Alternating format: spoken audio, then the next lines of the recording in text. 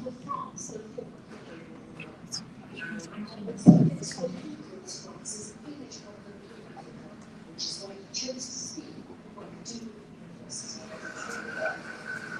veux que d'ici 5 ans, les conditions soient réunies pour des restitutions temporaires définitives du patrimoine africain en Afrique.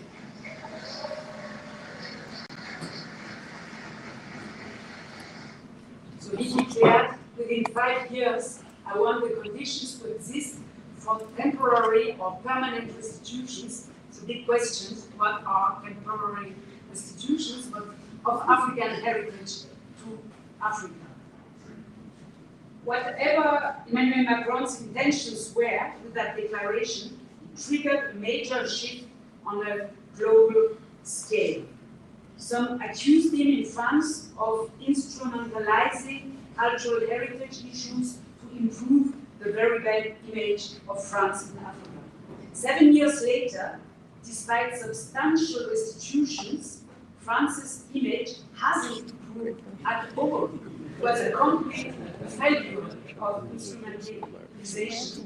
And this shows, I think, that cultural heritage can't be used so easily as a political tool, and that cultural objects have their own logic and rules and agencies.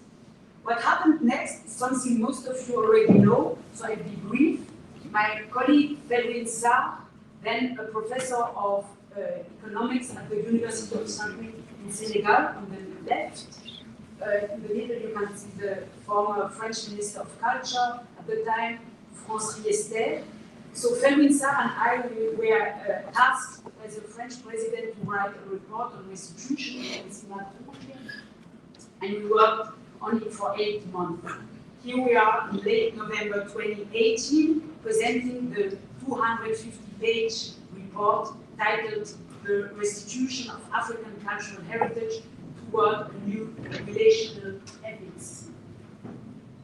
For the first time, this report exposed the colonial violence behind the formation of European collections and the massive, systematic, brutal cultural extractivism suffered by France's former colonies. It explained that restitution was not the end of the story, nor a way to repair the irreparable or rewrite history, but the beginning of a new history, the beginning of a new ethic of relationship.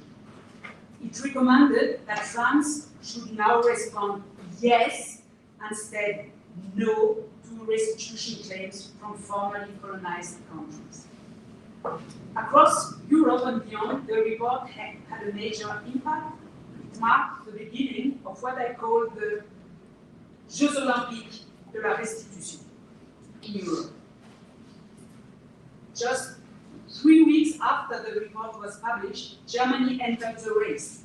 The Minister of Culture, Monika Grütters, from the conservative CDU party, and the Secretary of State for Culture in the Foreign Office, Michel Müntefering, from the Socialist SPD, published a joint statement from the Federal Foreign Office in the newspaper on restitutions, called A Gap in Our Memory. Until then, German authorities had remained in deep colonial denial, which they themselves call a gap in our memory. In their statement, the ministers referred to the French initiative, to Emmanuel Macron and the so-called Sarceval report. And for the first time in Germany, they used the risky word restitutions. So just a few weeks apart, France and Germany, in a strange nationalist competition with complex motives we could discuss extensively, took a step that African states had been demanding for over half a century. A step that seemed impossible just 5 years earlier. At the same time, museums in Switzerland came to the race and also began to engage with these issues, like the Rydberg Museum in Zurich, exploring the provenance of its Benin bronzes. Finally, in November 2021, two 2.5 tons of royal treasures arrived in Cotonou, Benin, from France, where they had and continue to have a huge cultural impact. Soon after, so looted treasures begin a long journey home from France. It was cited by the New York Times. All the world was following these events. A few months later, Belgium was in the race. Belgian king returns one mask, to Congo in landmark visit. After that, Germany changed its minds and gave the Benin bronzes, or the ownership of the Benin bronzes, back to Nigeria. Even American museums, the Smithsonian, was to return Benin bronzes to Nigeria, and the Fowler Museum from the University UCLA returned items from the Ashanti Kingdom. The return last year of the Tupinamba mantle you mentioned to Brazil by Denmark, this very long requested item was one of the latest spectacular restitution in this ongoing European cascade. And I was really happy to see last week in Rio with Renata Tupinamba as a guide. It was a very moving moment. Strangely, while one might have expected the European Union to agree on a common restitution policy, given that colonization itself was a European project, what actually prevails is a kind of national race. Almost in a psychoanalytic sense, it is as if colonization, once a competition among European nations, now has to be undone in the same competitive national logic, which each country wanting to be the best restitutor, now sometimes at the expense, and we spoke about this with our colleague from Jakarta, sometimes on the expense of the needs and wishes of the claiming nations. In 2018, when Felwine Sarr and I spoke with Osvaldo Meki, then Minister of Culture in Benin, he told us he didn't believe in restitutions at all. He thought it was probably another European trap, a way to appear progressive while still keeping control or postponing real change. But he added that if it ever happened, it would be like the fall of the Berlin Wall or the reunification of North and South Korea. If we have restitution in the future, he said, it would be akin to the fall of the Berlin Wall or the reunification of North and South Korea. Today, we can say that the wall of no, of denial, has fallen, and fallen irreversibly. We have huge gaps in the wall, but there's still something to put down. The return of a substantial part of Benin's historical heritage at the end of 2021, I'm sure Didier will speak about that, was celebrated in Benin, in West Africa, as a moment historique, as a historic event. Here you see the careful unloading of a giant box containing a royal throne, as if it were a scene of birth or rebirth of cultural heritage.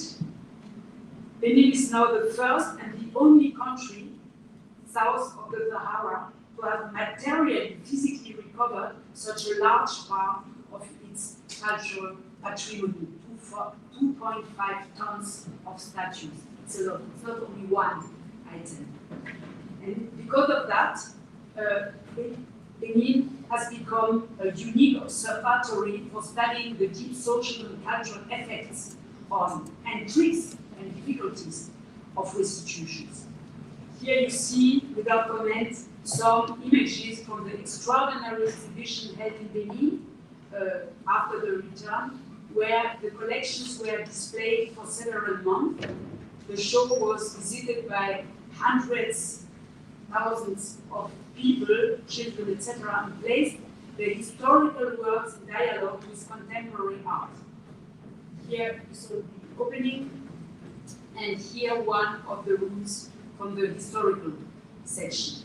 Of course, these kind of images raise a lot of questions about display, about the museum setting and the use of glass cases, for example, for cultural objects.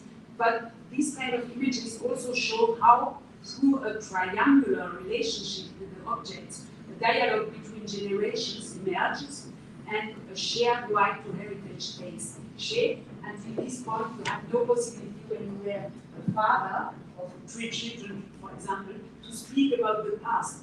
And from this very moment, it was possible to have a transgenerational conversation on cultural heritage and history and memory, etc.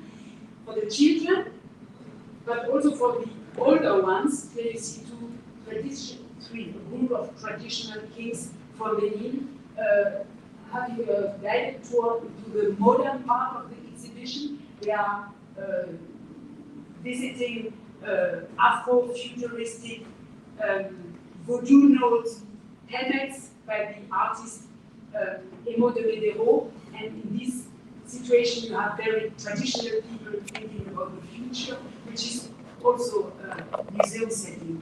We won't have this kind of discussion without that. I now come my third very brief point, what we saw in 2015 and what we see now.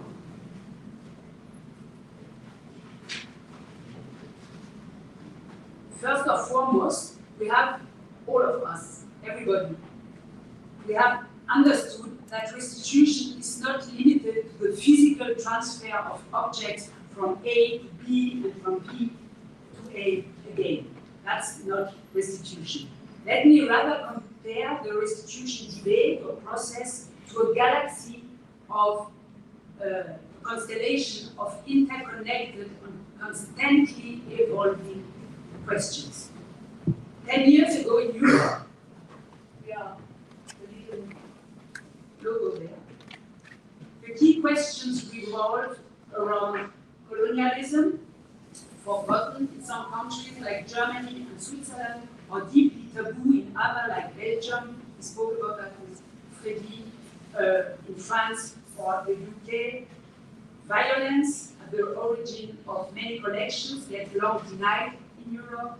Amnesia, nobody seemed to remember, either in Africa or in Europe, the link between colonial occupation and museums, and a lot of other points. The need for the so-called dialogue with the so-called source communities, institutional critique, the big issue of provenance, the importance of real historic evidence or facts, establishing the transparency, essential for rebuilding trust and confronting the violence behind collections, cultural justice, by analogy with racial or social justice, legal framework, introspection, which means a need for European countries to look inwards and recall where their wealth comes from, soft diplomacy, as we see with Germany and France, etc., etc. It was 10 years ago. Many of the questions we had then are now being answered or studied, but at the same time, new questions raised.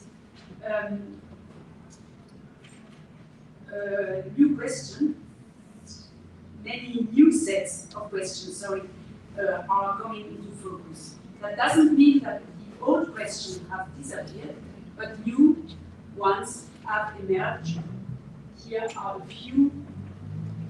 Mobility and borders. It's really important. We now understand that talking about restitution requires a deeper understanding of the borders imposed by the colonial states. It involves not just the historical borders, but also the question of the borders today, of the mobility of researchers, museum professionals from reclaiming nations today, who face restricted visa policies in Europe.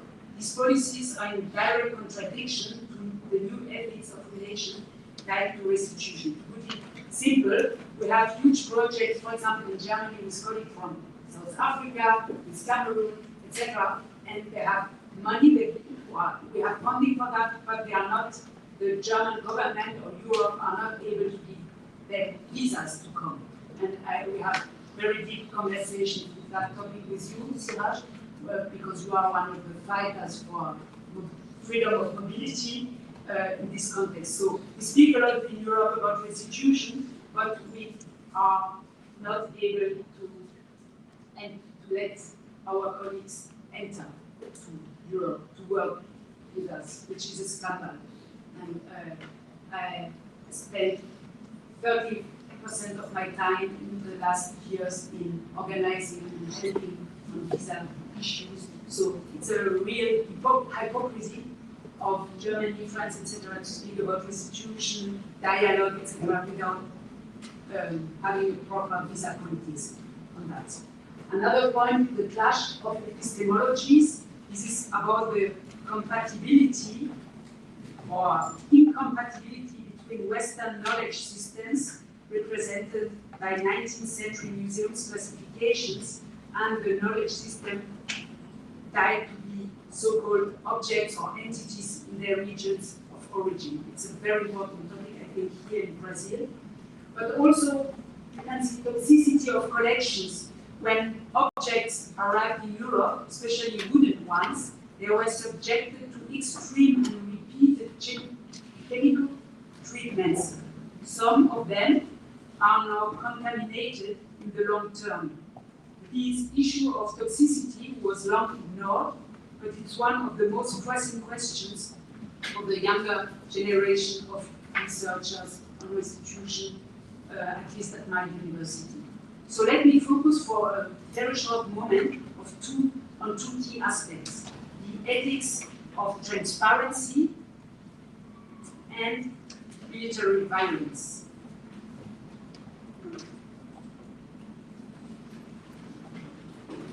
You remember now the secret document that German museum produced in the 70s to resist restitution requests from formerly colonized countries. In that document, which is written, it's very good, but we had the same ideology, the same strategies in France without written documents, or in the UK. So in Germany, because it's a federal country, they had to write a lot, send a lot of documents, very good for historians. Now, in this document, they developed strategies to very concrete points. For example, terminology. They said it's absolutely impossible to speak about restitution. Let's try to find other words like transfer or circulation, because the restitution was too moral.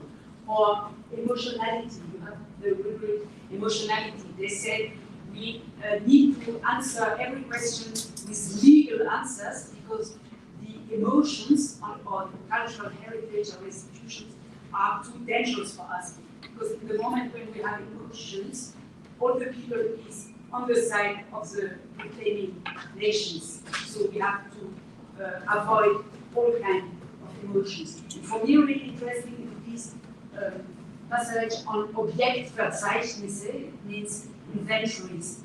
Here, the UNESCO asked for the publication of comprehensive inventories, and the response of the European museums were, or Germany in this case, both our ethnological museums and cultural administrations warn against the compilation and publication of such lists.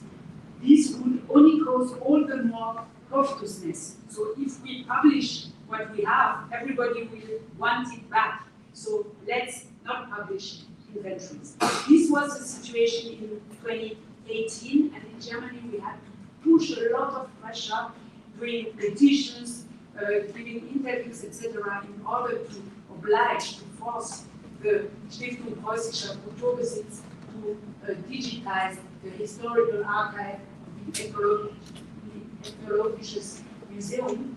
You can see here it began in 2018, 200 years after the beginning of this archive, and for us it was a real victory to get these inventories. Despite this progress, these kind of documents remain difficult to use for everybody. They are in German, they require deep expertise to interpret. Access to these inventories has become a real political issue for the formerly dispossessed countries, as shown by recent initiatives in South Africa and by Open Restitution Africa, which promotes rethinking inventories for African-led restitutions and demands based inventory models. So I think it's very, very recent. It's from September 2025, and we have to understand that inventories are the base, how do you say, circle, the most important thing in all our discussions. Absolutely, yes.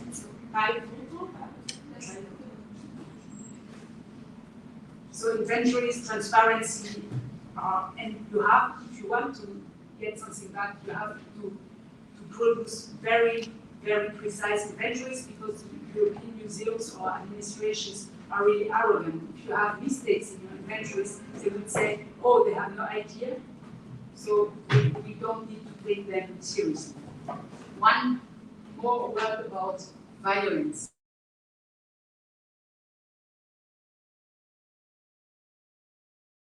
Transparency and inventories. The project I mentioned earlier on Cameroonian heritage in German museums, we work intensively with all kinds of inventories, both historical and digitized. Here on the left, you see a page from the historical inventory of the Strauch-Jost Museum in Cologne, referring to a large drum of the Bakoko people in Cameroon. On the right, the Excel tables or sheets we produced using data provided by the museums until we almost reached collective burnout from the 40,000 Cameroonian items identified in Germany.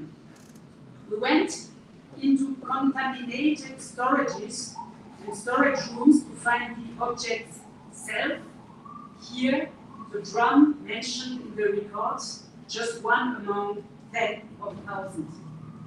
And if you read the original inventory, not the new one from the museum, the original one, you find this chilling note: sehr große Trommel, dazu gehöre ich 2 kleine, Klammer, schwer zu haben, nur mit Gewalt zu erlangen. It means very large drum, difficult to obtain, only possible to acquire by force, Gewalt, or violence. It's only one example of thousands. Building on this kind of explicit information and on military archives, a subgroup of my team, led by Yann Le Gall, Elias Agiga, and Marie-Ange One, created a list of the military expeditions, so-called punitive expeditions, carried out in Cameroon, and mapped the absent heritage of the various colonized regions.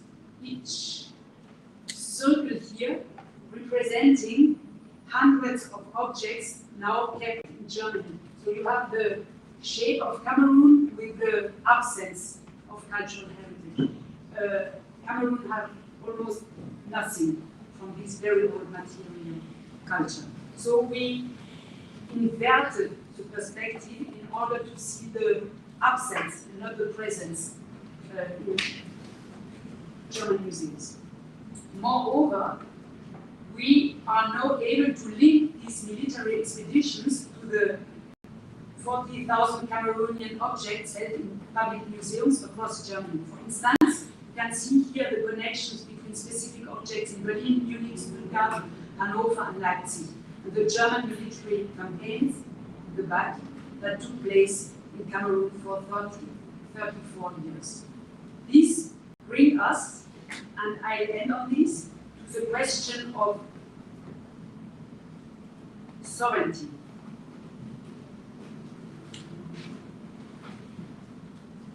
A major issue today concerns the relationship between central states on today and traditional leaders in the regions where these objects originated. This question is particularly sensitive in Cameroon. You see here all the heritage of Cameroon is in Germany, in Switzerland, Paris, and London, and Cameroon has almost nothing very old. And in Cameroon, the question between traditional kings, traditional powers, and the central state is really tense. Right now, the elections of Paul Biya for the 8th time is 91 years old, and he blocked, or he's not able to do something for his country and the question of restitution.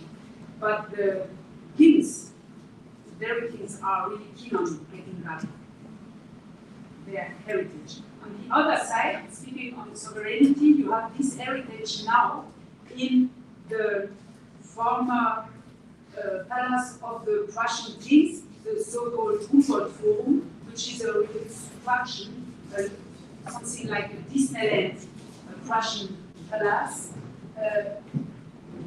concerning the Cameroonian, not only the Cameroonian, the ethnological collection. Yet in Berlin today, only about 100 are on display, and they are shown inside this modern reconstruction of the very place where the Kaiserreich, the colonization, began. Symbolically, or perhaps psychoanalytically again, it is inside this seat of imperial power that objects of power, like thrones, are exhibited, such this famous throne of Sultan Joya from the city of Fumban, presented in a very sterile and dead display.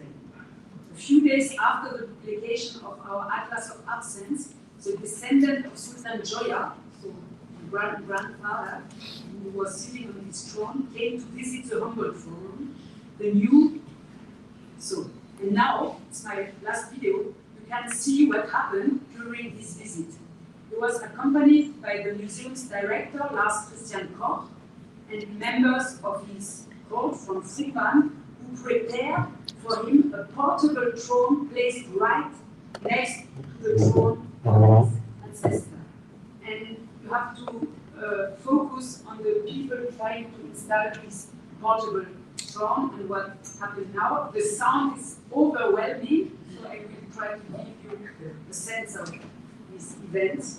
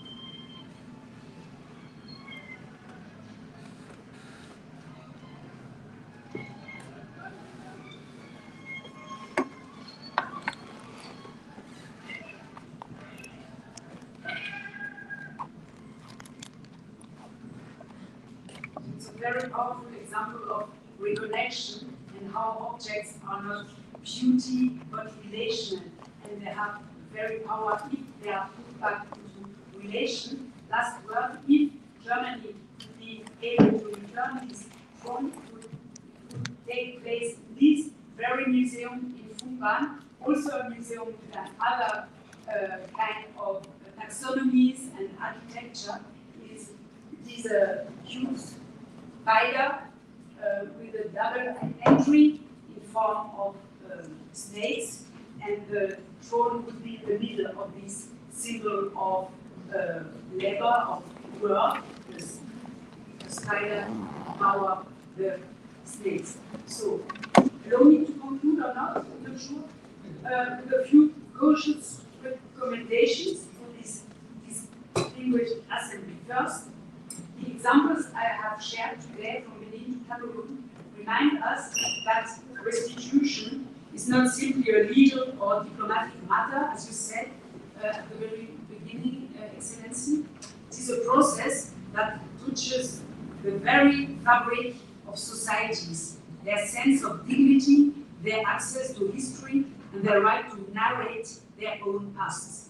Second, the BRICS country, many of which have been on both sides of the history as former colonized or colonizing powers, as collectors and as holders of cultural heritage, are now in a unique position to redefine the terms of cultural justice. We can encourage new standards for transparency, for the sharing of information, and for fair partnerships between museums and communities with visa. Third, and as these histories re-enter the public sphere, it is essential to recognize that restitution should not be reduced to the movement of objects. It must also mean the restitution of knowledge, of archives, of stories, of emotions, and of other epistemologies, all of which have long been displaced together with the objects themselves. I was a little bit surprised to hear a lot here in Brazil, we have no cultural heritage. We have no material culture. Our culture, or very important cultural heritage, is mostly immaterial. But I think it's maybe analog to Cameroon. In Cameroon, they said we have no material culture until we noticed that they have 40,000 objects in Germany. So I know exactly that in Berlin we have 1,500 objects from Brazil in the online collection of the Ethnological Museum. I don't know exactly what kind of objects, but it's interesting to know and to have this comprehensive overview of cultural heritage. So I think we have, all of us, a very good momentum to do it. And finally, let us remember that restitution, when carried out thoughtfully, can help rebuild trust between societies, in societies, and between in bilateral or multilateral relationships. It is not about erasing the past, but about transforming our relation to it and to our contemporary times, about creating step by step a new ethic of relation for the future. Thank you.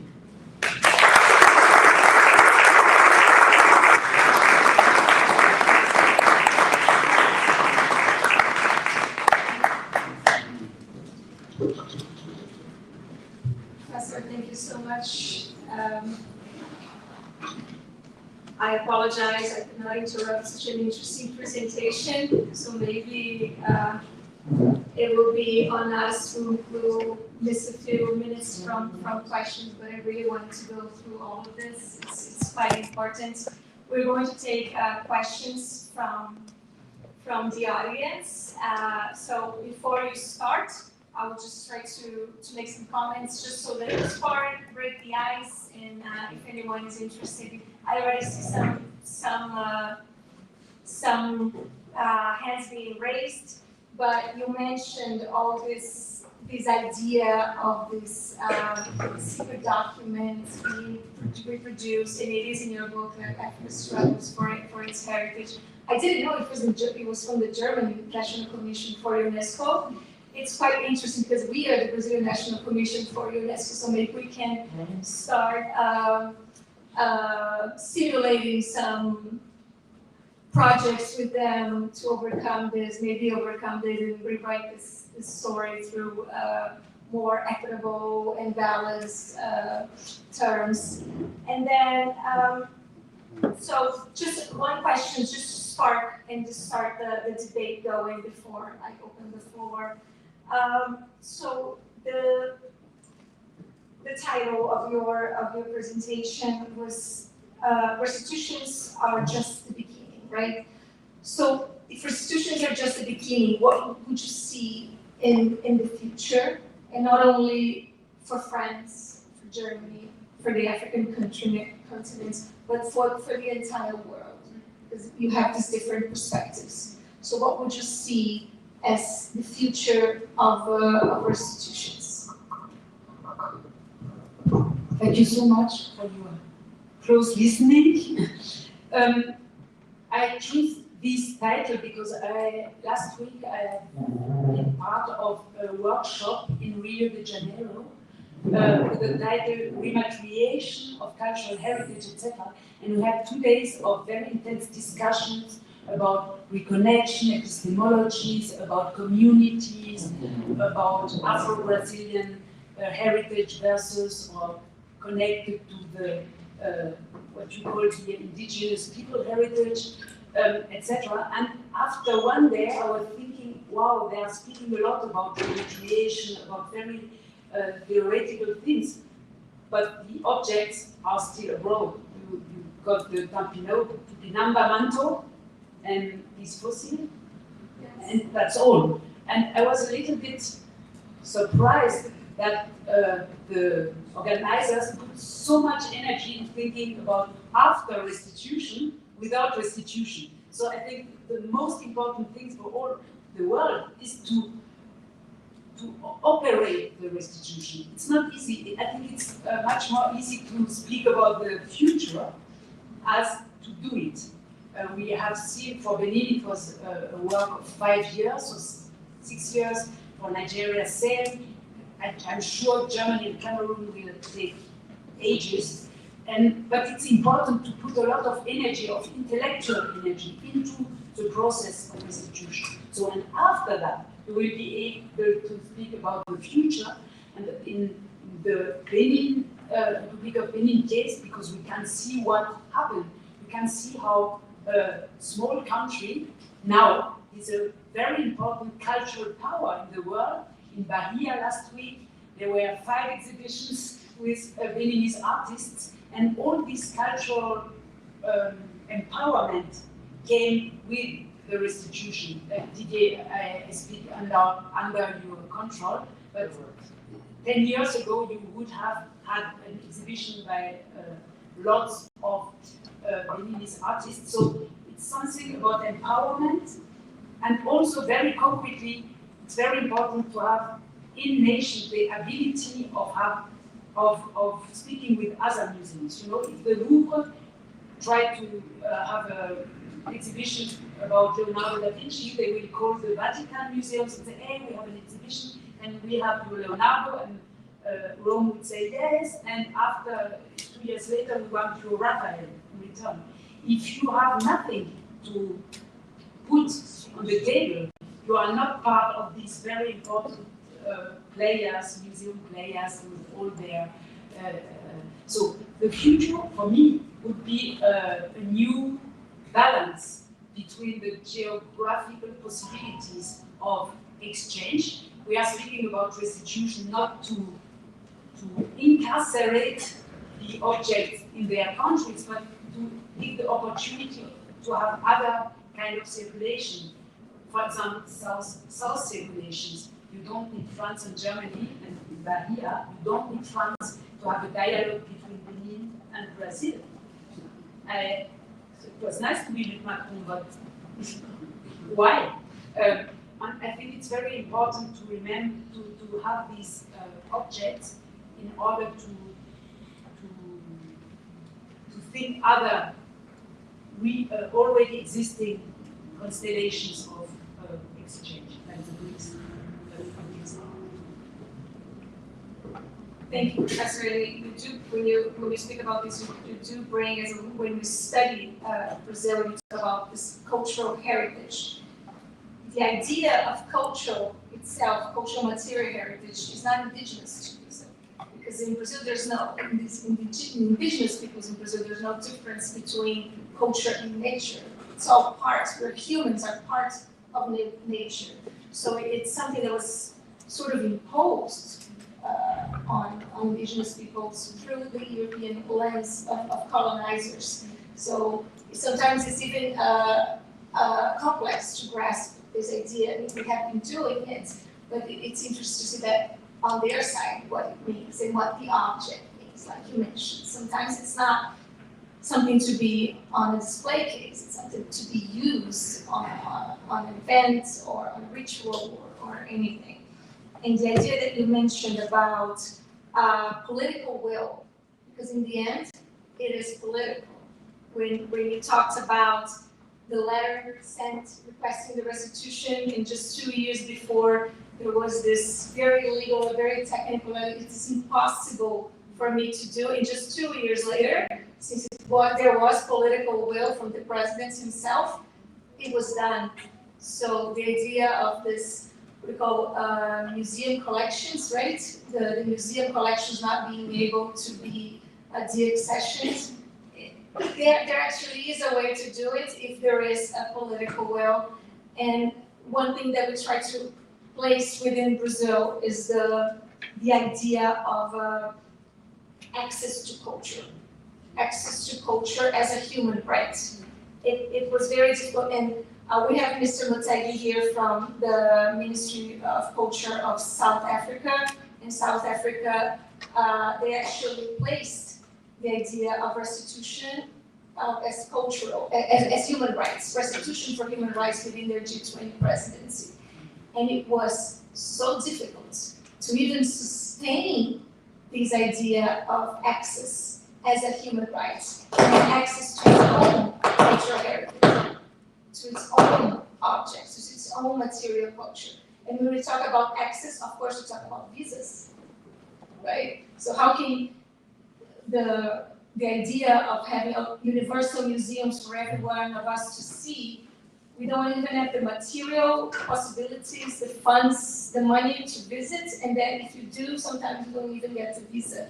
So this idea, it encompasses much more than the legal aspects of who the property belongs to whom the property belongs, and bringing this access and these new stories of restitution, right? To be able to tell their own stories. Thank you so much. It was very brilliantly put, and I think it's part of this constellation. I said it's an evolving constellation, and the constellation has another shape if you look at it from Europe or from here, from etc. So I think it's a reason why the image of the constellation is important, and you are completely right. We have to do legal work, and more than legal work, and cultural work, etc.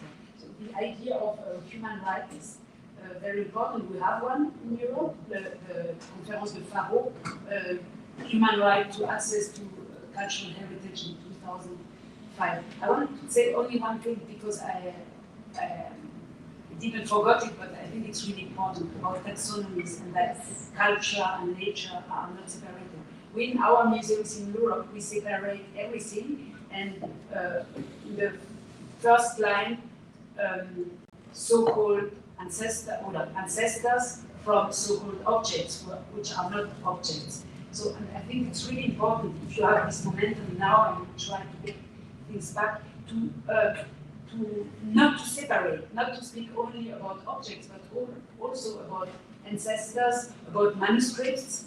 We have now this case between France and Mexico with the codex. But it's not only the codex, it's everything. And I think it's really important to make Europeans aware about their very brutal separation of things and very legal.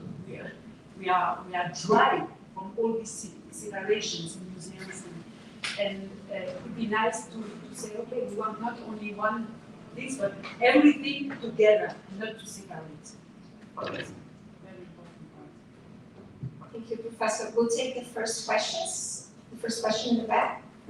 If you could please introduce yourself before you start. Dr.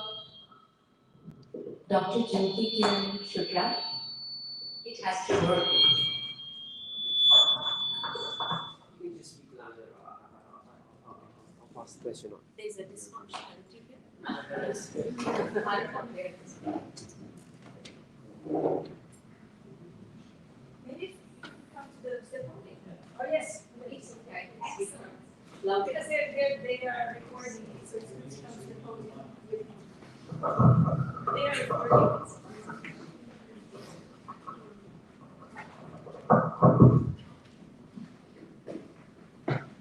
Namaste.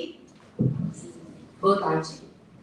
This is Dr. Jyoti Kiran Shukla, the director of the Indian Culture Center, and also a diplomat and an ex-policy maker too.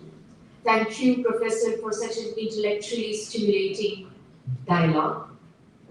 What a presentation it is, Tatiana, excellently coordinated. I take the opportunity to give a suggestion and also ask a question. The intellectually stimulating part regarding coming from India is very close to my heart. It should be read. I will not speak about it as a diplomat much, but you know, the restitution part is extremely, extremely close to the cultural heritage of my country. But at the same time, like you said, we should be able to narrate our own history. My colleagues will present some of the case studies that they are reading about. But at the same time, it's extremely important because intellectual pursuits, quasi-legal activities, soft diplomacy excellencies, and the actual diplomacies for restitution. The constellation is clear, but the Orion, the main star of the constellation up here, is to create an intellectual knowledge system within the cultures which are existing within the teaching and learning systems. So it's not just transactional, it's extremely important. And with your kind of scholarship and the kind of galaxy of representation that we have, I appeal and implore from Bharat, India, to have this kind of discussions so that we can create the compatible knowledge systems within the university systems. Thank you so very much.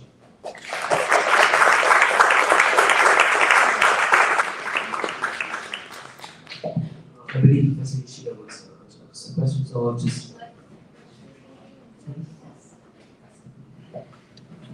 Okay, I'm Ken Yoshida from Japan, and thank you very much for your thought-provoking presentation. And I've been working on reparation for the last generation, and as for reparation in general, Germany is far ahead of Japan, generally speaking. But I'm a bit confused as according to your slide, some of the Germans are conservative, very much opposed to repatriation. But repatriation is part of reparations, right? Repatriation of culture problem. And so how do you explain the generally many Germans are progressive even with regard to these issues? And my second question is kind of primitive, but the foundational. You know, every kid knows looting is a bad thing. But historically, there are a lot of lootings. So how do you explain? Is it due to the kind of group adoration, group thinking, or many people stole a lot of things, so it's okay. So how do you explain this disparity between the conscience and operation, group operation? Thank you. Any other questions?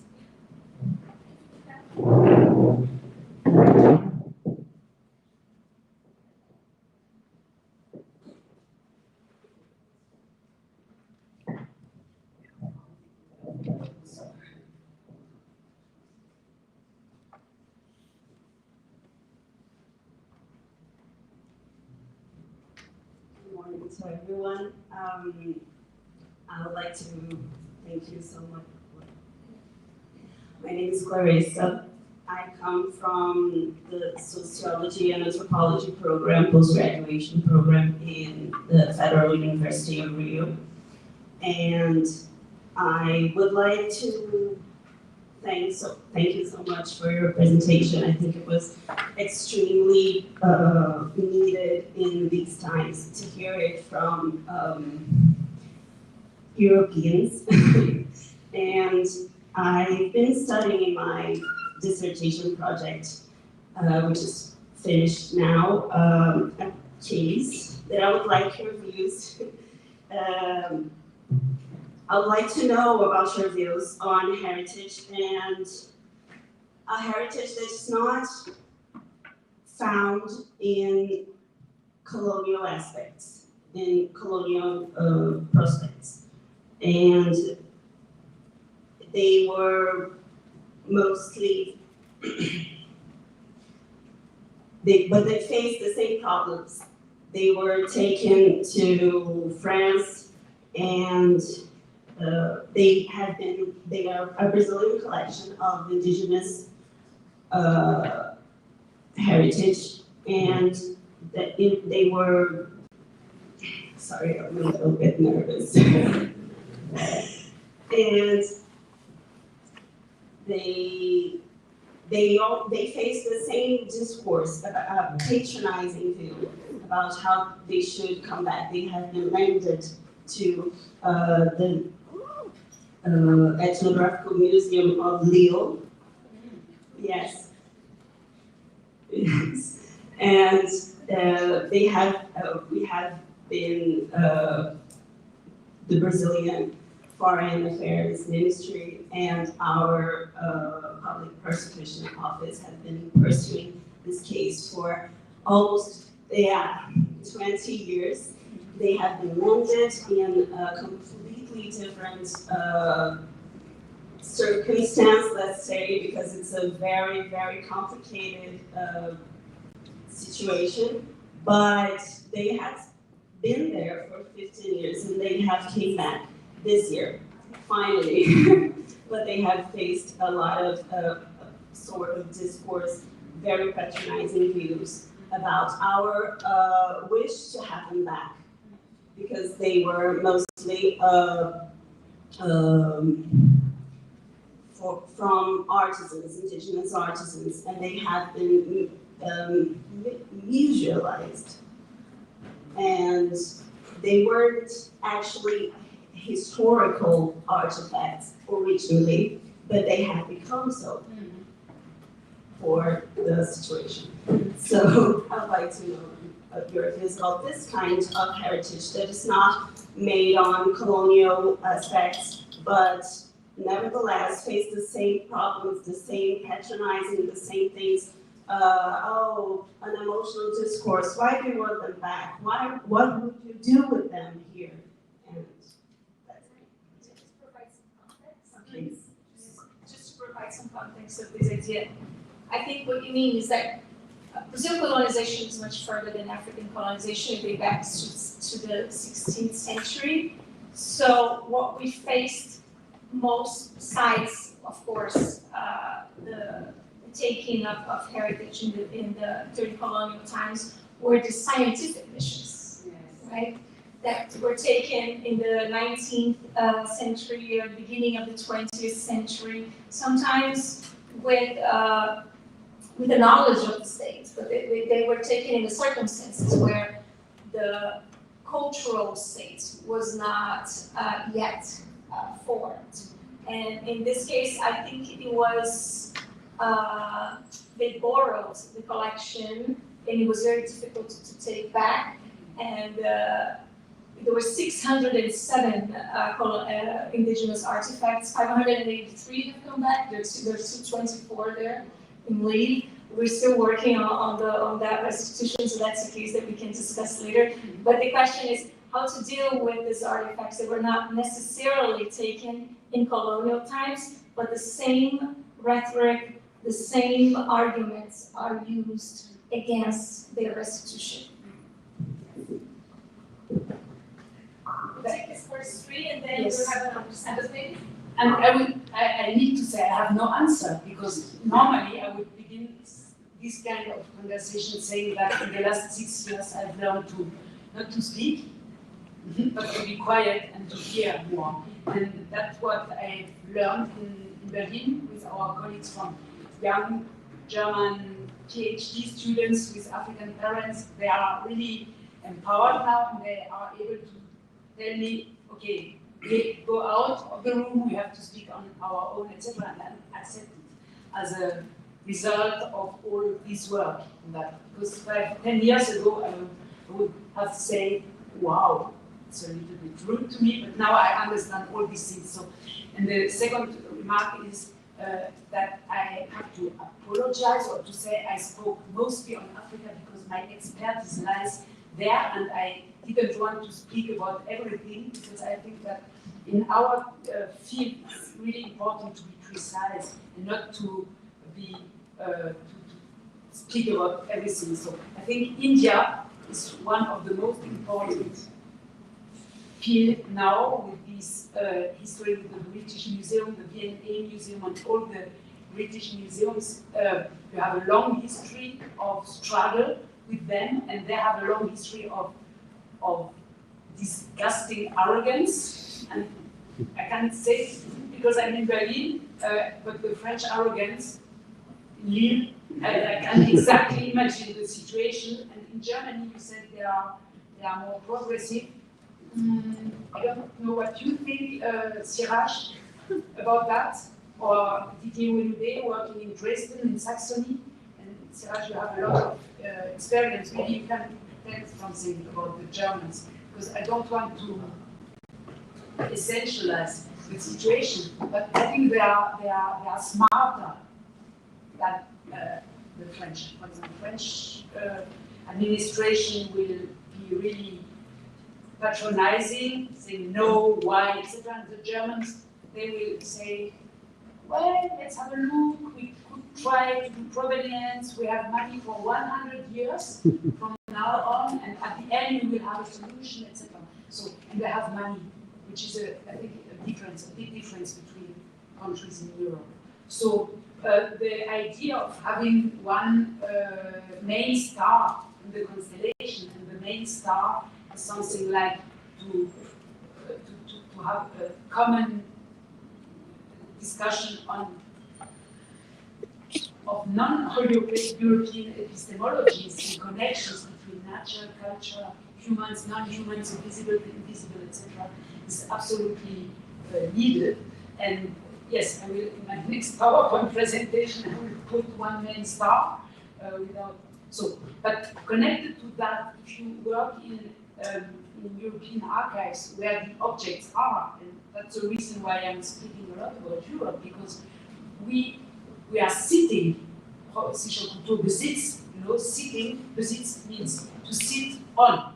They sit, we have the possession, we sit on all this heritage. In Germany, you have only in Berlin 75,000 objects from Africa, 500,000 from all over the world in the ethnological museum. So it's a lot. And if you begin to dive into the archives, they are completely false, wrong. The denomination, you have huge, the misnaming. Misnaming is not only a mistake, can be humiliating. You can, so you know the problem of misnaming, mistopographical localizations. In case of Cameroon, everything is wrong because they didn't know where the objects are from, etc. So we have the object, and we have a very, very wrong and biased knowledge about that. So it's really important to destroy this kind of knowledge. So it's a restitution of knowledge, maybe, but it's also the destruction of a very well presented knowledge. We have museums, we have databases, etc., but the content is completely wrong. If you have a look into the Atlas of Absence, we have 30 pages about chaos and misnaming in archives. So I think it's connected to your questions. Yes, and but I have to say I'm really curious to hear you in the afternoon and tomorrow because I don't have answers to a lot of questions. Thank you, Professor Liz. So I think we're really pressed for time, so maybe we should take a quick break and then you can continue and ask us some of our questions because we do have other panels. I think there was 2 more questions, right? Yes, Well, just 2 more Yes. to press a little bit.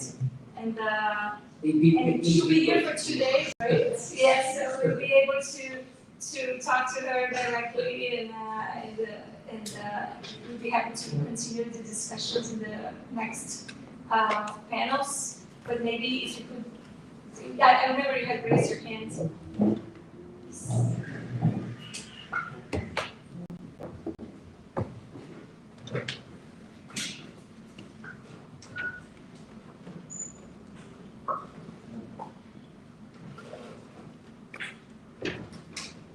Thank you so much. I'm Anita.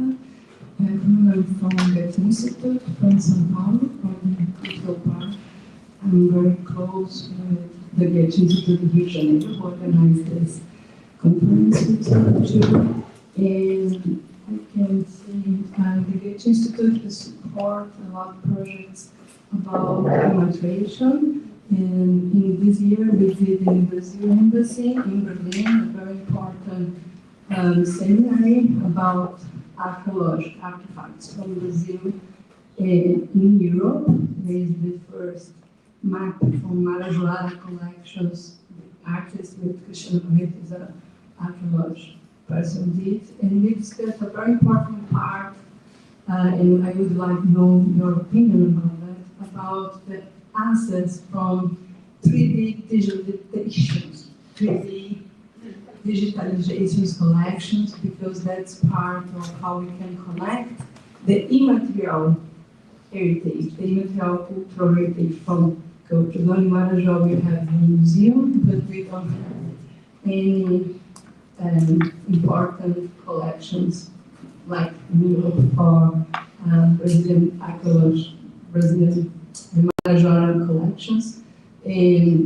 From African perspectives, to African diaspora perspectives, I think if with the 3D collections, if we produce knowledge in some communities, in Angola or in Nigeria, we can spread that for Brazilian candomblés and communities. And how we think about that, about the democracy of 3D, because that's not easy, you know, in these museums. They create the images, it's not so access we can imagine. Thank you so much.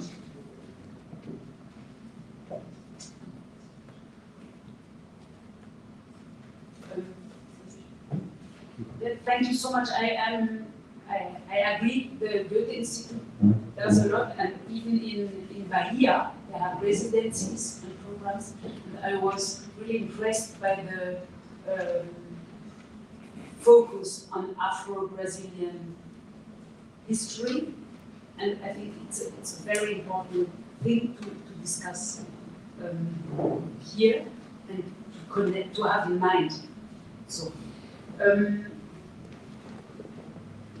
the seminar on repatriation for me was amazing, but it was like too early because you need objects to speak about repatriation, and only to speak about repatriation without objects, for me it was really strange.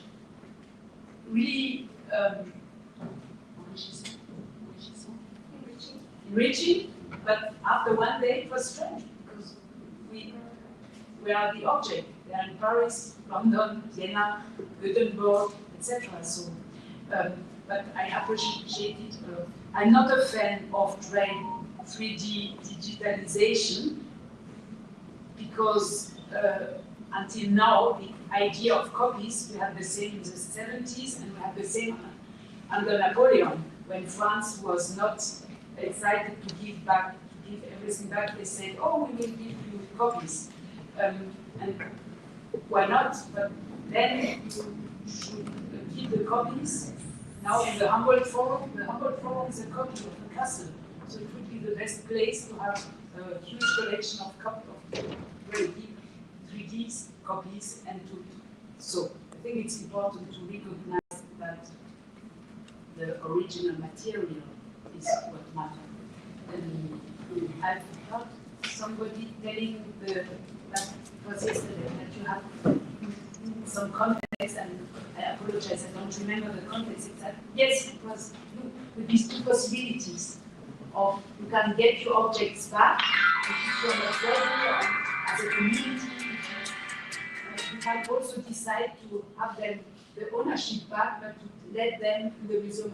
I'm sure you will speak about this very nice idea of giving agency to the communities. So you can decide what kind of restitution you want. But no, I'm not. I'm not really pro like 3D copies.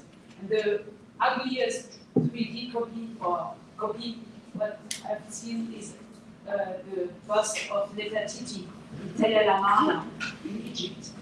There you have a very bad plaster form of Nefertiti placed very high in a very dirty glass case, and nobody can recognize the power of Nefertiti. So I would say, okay, give Nefertiti back to Tel El Amarna, to the very place where she has been found, and put the copy into the Neues Museum in Berlin with all the sophisticated lights, etc. Thank you so much, Professor. This is extraordinary lecture. Wir sind ja hier in sie verliebt für Anton Podano à la Monte. So we're housekeeping. We're going to take a short break. There's coffee there. We'll presently move to the corridor, which is more spacious, and then we'll come back to our first level. Thank you.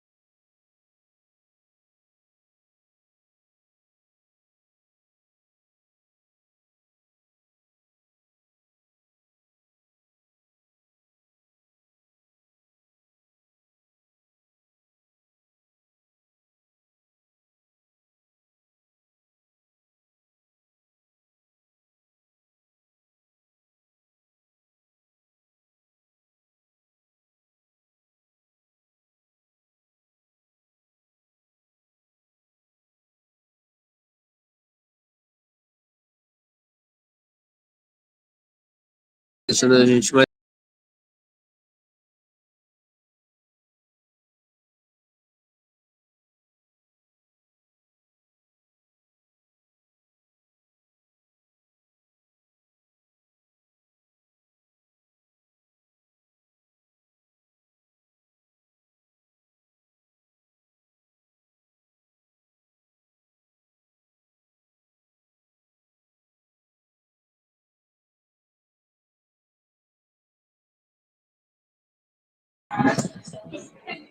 Essa é na hora do almoço. A hora do almoço. Nossa, desce. Vai dar certo? Eu gostei.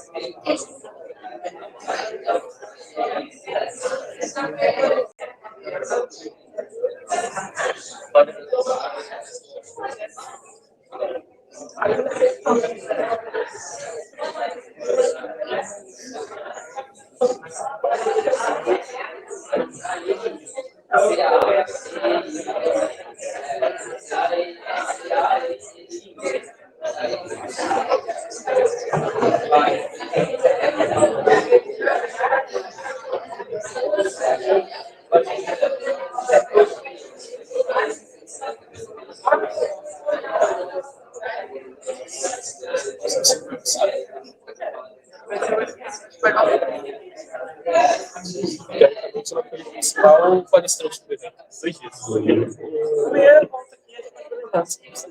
Boa. Tô te devendo, né? Sim. Mas aproveita você demais, assim, uma conversa casual. Conversar com live. Também. Por que não? Também, tem outras Também. coisas. Também. Conversar sobre a vida. Ah, tá. Você pode, antes de você começar a estudar, só abrir o YouTube do KN pra ver se tá funcionando direitinho. Diz que eu tô mal. Mano.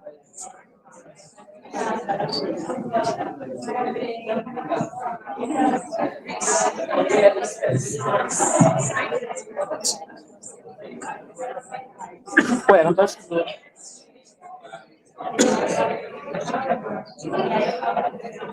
Qual que é o canal?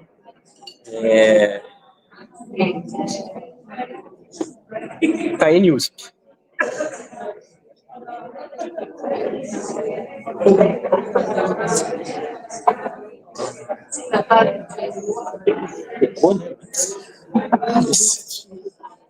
Você mesmo.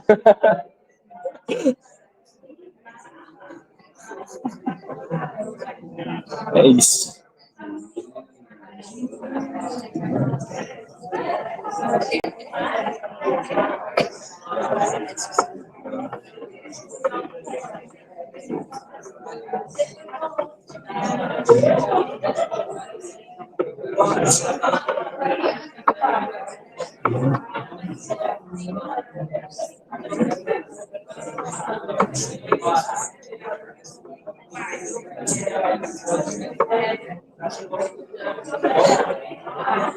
É a última coisa que falta para estatística? Já foi trabalho? Não, trabalho. Ah. Vai dar bom, vai dar bom. Não faz. É porque eu trabalho, tipo assim, Não tem tempo, esse que é o negócio. Porque daí eu vou ter a prova quinta, as provas de estatística, segunda eu tenho prova de HR Loureiro, no dia seguinte eu tenho prova do TANG. Sim, tem mais o trabalho do Feliciano, tem mais um relatório do Loureiro para entregar hoje, que eu não fiz. Então já foi os seminários. Tem mais trabalho de stat, a prova de marco. Vai ser na sexta, fazer 2 semanas. Só tem o bife no meio. Quando que vai ser o bife? É no feriado da Consciência Negra. Não vai 19 à noite, 4. Você não vai, não acredito. Nem sou comigo. Pelo amor de Deus. Cria vergonha. Esse senhor não te chamou dessa vez. Eu gosto nem ele, pai. Acho que ele é hater de bife. Gosto muito dele. Agora. Esse agora. Oi. Esse agora. Posso ver? O Gideon. Você viu falar dele? Por favor. Não é bem breve. So, welcome everyone to the first section of our seminar, the return of cultural heritage in international relations, cultural heritage, international law, and foreign policy. Allow me to introduce the distinguished speakers for this panel, Professor Siraj Hassol. Is senior professor in the Department of Historical Studies at the University of the Western Cape. Professor Didier Yunde is professor of art history and at the University of Abomey Kaladi in Benin. Professor Pierre Lawson is author of The Return of Cultural Heritage in Latin America, Nationalism Policy and Political in Colombia, Mexico, and Peru. Ms. Tatiana Carvalho Teixeira is Brazilian diplomat, because in fact in your case. Each panelist we will have 50 minutes. Before I start the panel, I have to read a very short excerpt that will guide our discussion. The theme of heritage moves past ownership and instead emphasizes the relationship to among people and the obligation to pass culture on the future generation in form of inheritance and heritage. The term cultural heritage emphasizes notion of responsibility. Cultural heritage encompasses immovable, tangible heritage, movable, tangible heritage, and intangible heritage. Natural features may be considered cultural heritage when they take insignificance to people and communities in thereby constitute cultural landscapes. The interaction of tangible and intangible heritage often located within the cultural landscape and history structures, but its interaction is in fact broader. So with this quotation, we will start, and now I give the floor in order of the participants to start with Didier. Please, Professor Didier.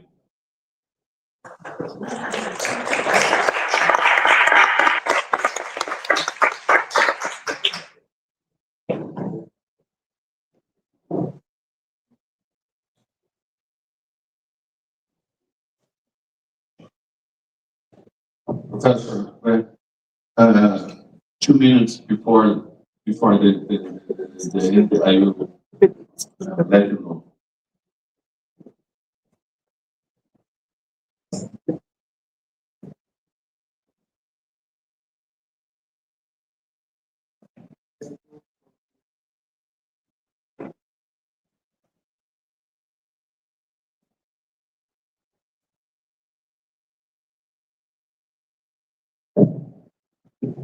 Okay, thank you for the invitation. I'm not sure to be the first one who was speaking, but thank you. Okay, thank you for the invitation. I'm very pleased to be here. So, once again, my friend is someone, and so to build a good effort with new friends from Canada, from Brazil and USA, from Indonesia. And yes, thank you very much. Thank you, David. Thank you, Sarah. Thank you. So, I move to the second slide. Okay, the restitution of African cultural heritage has emerged as a critical issue in contemporary international relations, intertwining international law, diplomacy, and historical justice. It presents both moral and legal changes that confront colonialities, legacy, and question the legitimacy of modern cultural institutions.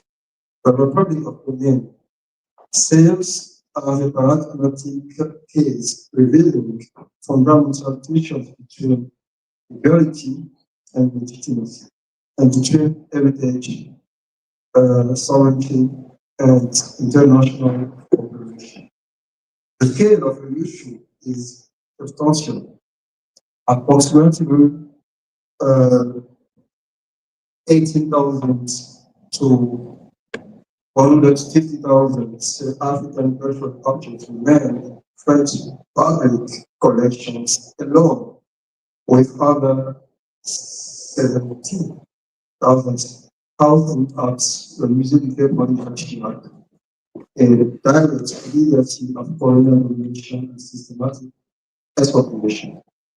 Benin's case thus encapsulates the broader debate surrounding cultural constitution representing both a diplomatic act between former colonial powers and colonized nations, and a gesture of symbolic liberation aimed at addressing historical injustices and restoring cultural sovereignty to African peoples.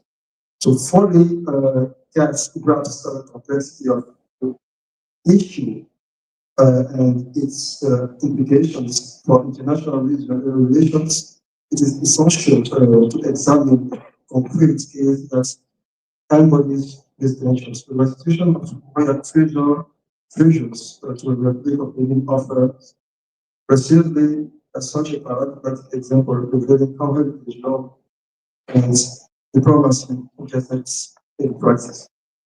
Let's go to the next slide, please. Let's start at the next one. Thank you. During the French military conquest of the Kingdom of Dahomey, present-day Benin, between 1892 and 1894, troops commanded by General Alfred Jones carried out the systematic plundering of the royal palace in Abomey. Following the defeat of King Beyonce, the royal treasures were looted and transported to France. Among the seized items were anthropomorphic statues representing King Gedo, King Bele, and King Beyonce, hair-dressed dolls, royal thrones, ritual objects, and other symbols of dynastic continuity. In Dahomeyan cosmology and the royal family of the royal family, such objects involve the sons of ancestors and deceased kings represents the continuity of dynastic legitimacy and serve as tangible mediators between living and spiritual worlds. The confiscation thus constituted not only material but alongside a profound rupture in the transmission of collective memory and cultural identity. The profound cultural and spiritual significance of these objects, these noted objects, will remain largely unknown by French authorities for over a century. However, in the early 20th or 21st century, a majority of Benin's leaders will begin to challenge historical science and demand the recognition of the nation's patrimony. The next slide, please. The initial request in 2016 in your line, we talked about that. In your line, 2017-16. Next one, please. President of Mr. formally submitted, yes, an official request to France, the French government for restitution of Benin's cultural objects is in French museums. The Beninese authorities add that this work so essential to the intergenerational transmission of cultural memory. As you can see, this works in the way sent by the Beninese government to the French government. The French Minister for Foreign Affairs responded by embodying legal principle of inalienability. But that was a very barbarous word, and I think today all the Ghanaian people can say that word, inalienability of public property. The property you mentioned as being part of the public domain of the first stage for over a century, and it's therefore inalienable, impracticable, and unseizable. Consequently, the restitution is not possible. This response reveals the structural tension between two fundamentally different logics. The French legal administrative logic based on the inviolability of published connections, and the Benin's memorial and identity-based logic grounds in the right to cultural sovereignty and historical justice. This initial impasse rooted in legal validity and divergent conceptions of heritage appeared insurmountable. Yet, within a year, an unexpected political shift was fundamentally after the trajectory of Franco-African cultural relations and opening new possibilities for restitution. So, this is the macro turning point. Want to be able to talk also about that. I think that is a significant political and technical shift which occurs following President Emmanuel Macron's speech at the University of Ouagadougou on November 28, 2017. And his declaration initiated a process of re-evaluation of France and colonial legacy and its responsibilities regarding the possession of African heritage. The Star-Flower report, commissioned by the French President Macron, was published in November 2018 and proposed a paradigm shift from restitution as an exception to restitution as a word. Also, Ferenca and Salwa advance the concept of new relation between Africa and Africa and recommended concrete measures to facilitate the return of African cultural property. And there is also the restitution law in 2020.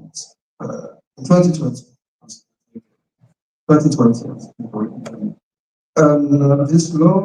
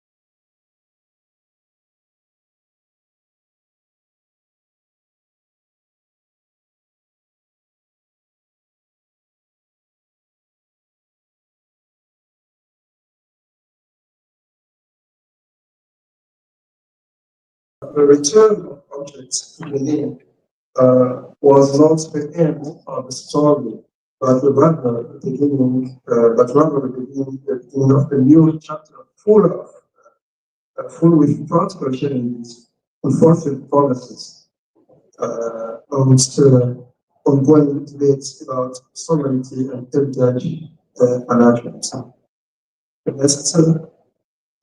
Following the return, where objects were temporarily exhibited. It was where temporarily exhibited at the presidential palace in Cotonou for 66 days. In 2022, attracting over 221,000 visitors and demonstrating significant popular tourism. After the exhibition, the works were transferred to storage due to delays in the construction of Portuguese Fort Unida, and the temporary inaccessibility to public raised questions about the long-term management and accessibility of resident heritage. Ongoing museum project, 4 major projects are central to the Benin's cultural strategy. The first one is the Portuguese Fort Museum in Buea. The second one, the Museum of the King of the Amazon of Daomi in Abomey. The third one, the International Blue Museum in Cotonou, and the fourth one, the Modern Contemporary Art Museum in Cotonou.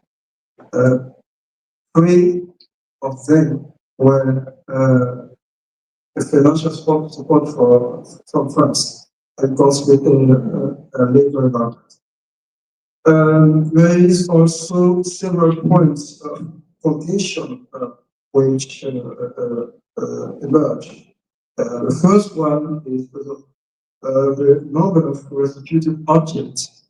Benin disputes the unilateral implementation of 26 items and continue to request the return of additional works. The second point is the unknown conditions imposed by France for the restitution. These conditions were criticized by many people in Benin. It is what I know. Upon the construction of adequate museum infrastructures is why we have the construction of the museums in Benin was supported by France. In France, France introduced a new framework to law on restitutions, and this law will aim at facilitating the potential returns of colonial area objects. Professor, much readiness. Thank you. First, we told about the UNESCO Convention, the 1970 Convention, UNESCO Convention. But the problem of this convention is the non-mutual activity of the convention. It does not cover objective movement following a period before 1970. And the principle, I thought, already was the principle of inalienability. And I will, yes, okay. Next one, yes, okay. Okay, the new strategy represented is to transform the country, transform the restitution into national rebranding soft power. I've been talked about that, linking restitution to regional projects, as I already told, and cultural tourism. It has represented a shift from dependency to institutional privacy, and yes, thoughts also about the reason in Europe and in Africa, I don't want to talk any more about that. But I will, before ending my presentation, maybe talk about repetition as tertiary identity information. Again, the return of relatives of abnormal traits, collective emotional and symbolic awareness. Artifacts long considered within the glass cases of medieval body re-entered a cultural space where they would always again speak to living traditions, to descendants, to artists, to local historians. There is to be silent spirits of universal narrative and become anti-mediators of memory. And the process of cultural reawakening stimulates relative continuity in, for example, contemporary actual artists such as William Haswell, who have interpreted the discourse of restitution into their works, questioning the boundaries between tradition and modernity, absence and presence, lost and recovered. I have 1 minute. Yeah. Okay, thank you. My final notes say restitution is not a single event but a process of rebalancing words. It carries potential to redefine cultural diplomacy, reshape international law, and reimagine a global mission. Above all, it restores to heritage its deepest function, not to preserve the past for its own sake, but to make the past usable for a just and common future. Restitution says the end of colonial story and the beginning of a shared history of accountability, where memory is not longer derived by power, but related by care. Thank you very much.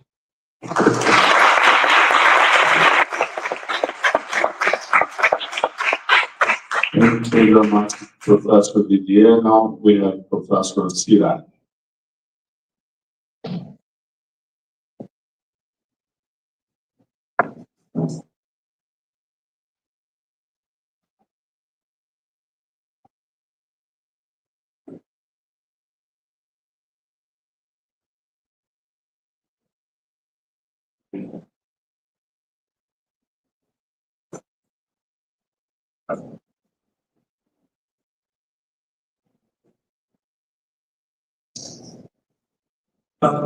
Wataji, good afternoon, colleagues. Thank you very much to everyone who has come here to be part of this very important conversation. We've been doing this work now for a very long time, and we are learning so much as we make progress. And I need to ask us to sit and to pause and to think about language and the concepts that we use in different languages and how we translate them. Because we are talking about very different colonial histories. I'm talking about, in the case of Germany, a colonialism that was interrupted at the end of World War I. And the Germans seem to lose their memory of the effects, the deep ongoing effects of colonialism on the African continent. The concept that they use, Rückgabe, does not mean restitution. It means giving back. And I want to put to you that when we use the term restitution loosely in English, we need to be very precise about what we mean. And here I want to make a distinction between repatriation on the one hand and restitution on the other.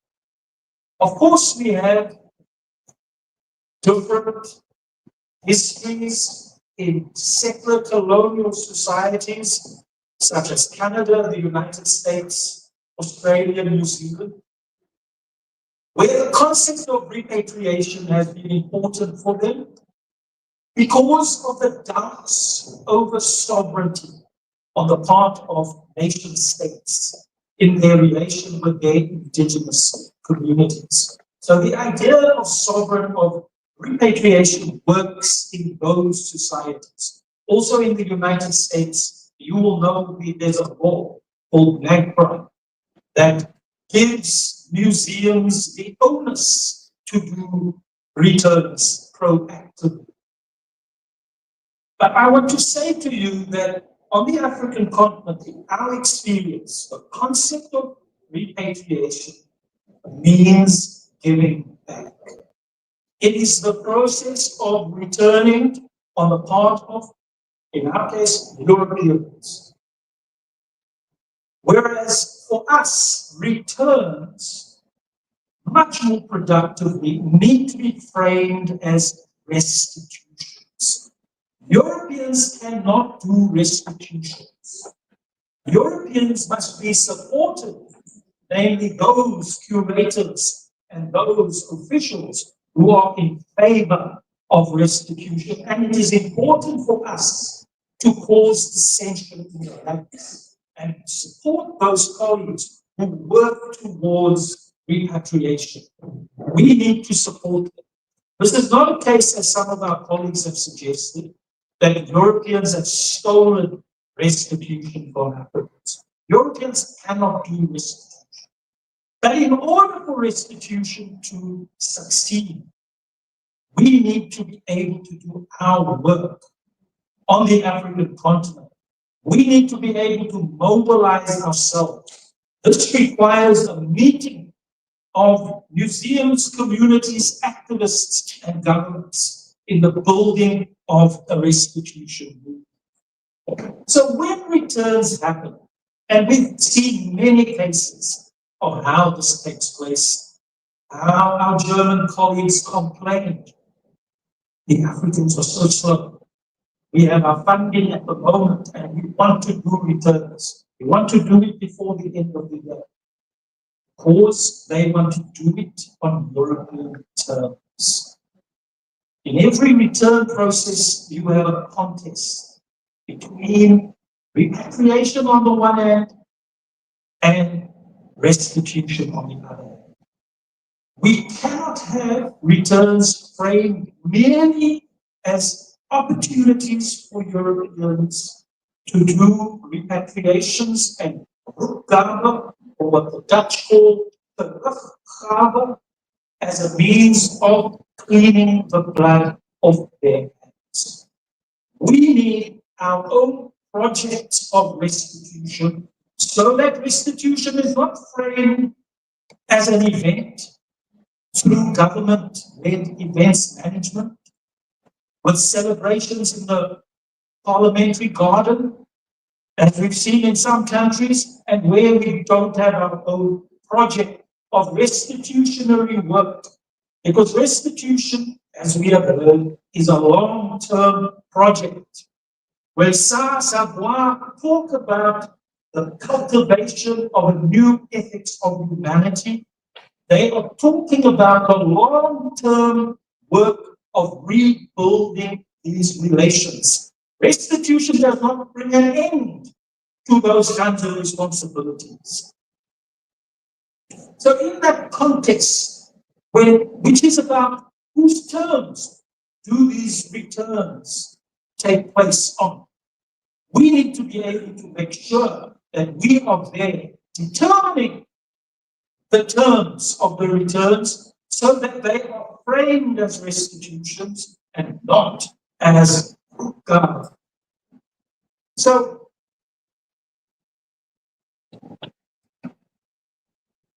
when we've learned this from different cases, but we also have learned it from our own national policy. Let me not Let me do so modest. The South African policy on restitution and repatriation. We have officials here from our Heritage Resources Agency and from our Department of Sport, Arts and Culture. Whose manner this was created is the only policy in the world that has refused to make a distinction between the dead and their possessions. We have one policy for the return of the dead in the same policy as the return of what is called artworks and material culture. We don't make that distinction because we do not want to fall into the trap of having this discussion on the terms of Europe within the framework of their museum classification systems. And we have seen many cases now where Germany, where I'm an advisor on the Van Rooyen collection of human remains, where within 3 years, between 2015 and 2018, we moved that discussion from wanting to create a balance between the interests of science and community to be able to say that the dead do not belong in any of your museums. They've accepted that for the dead, but they make a presumption that material culture and artworks entered under some kind of system of gift making, under some humane system.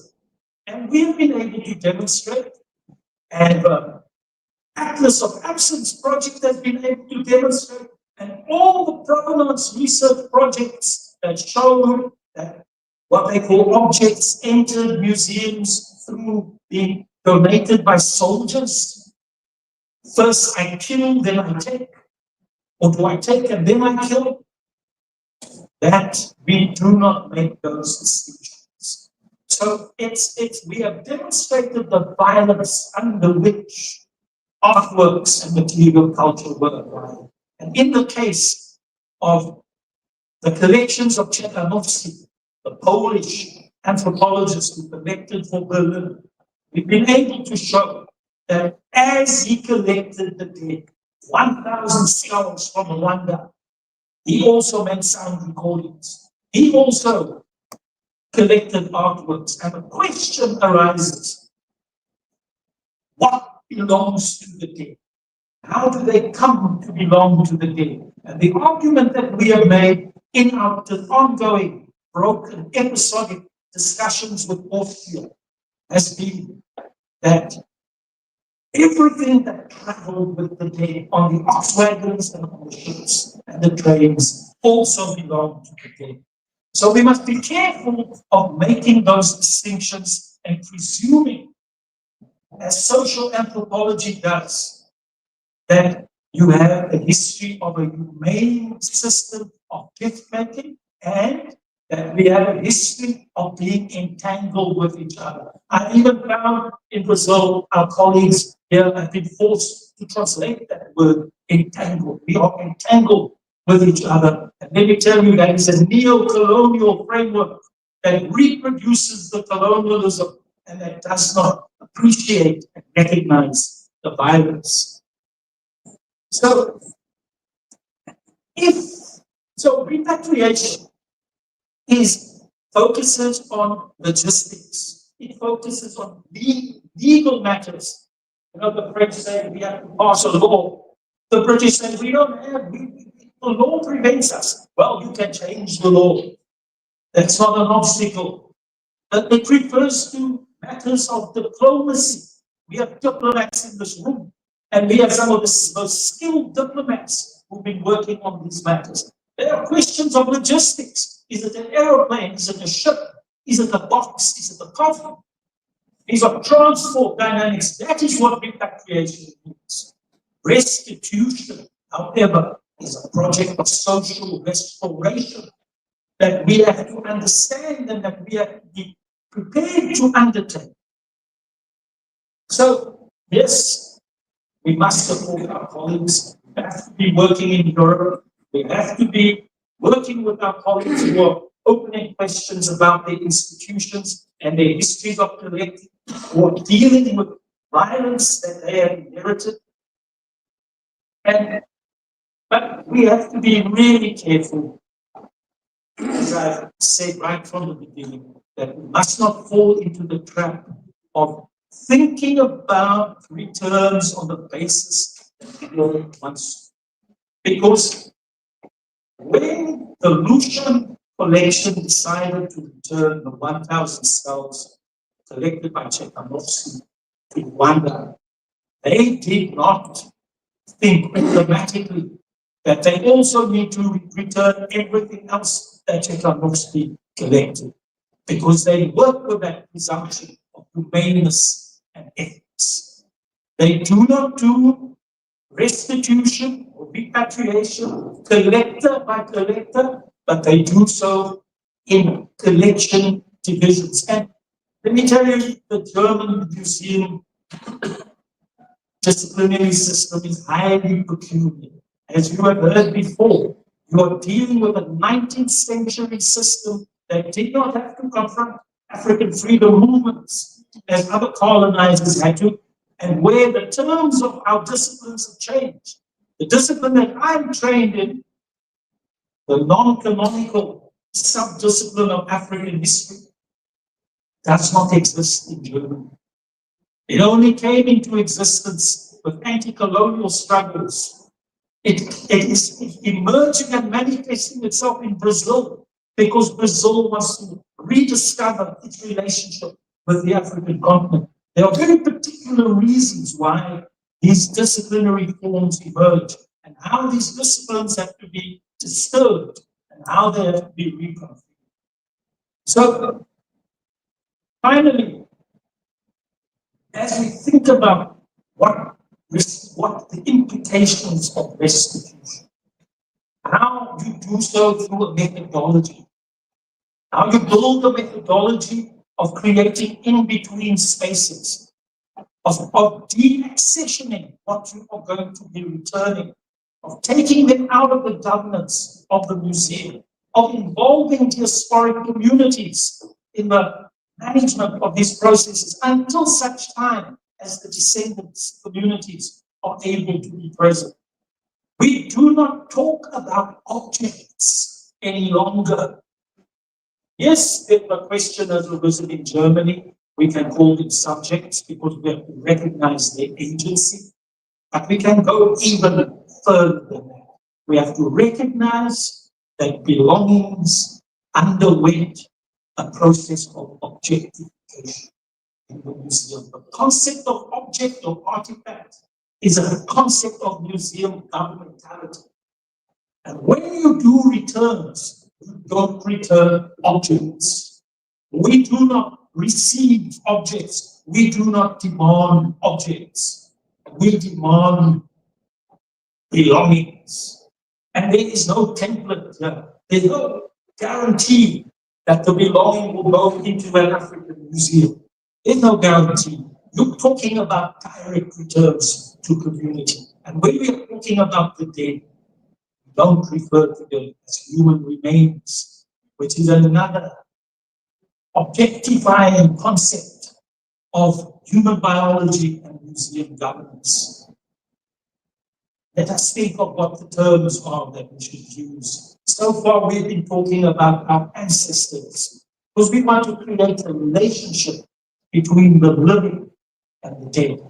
That the dead are themselves living. They live through us, and we want them to live with us. Thank you very much.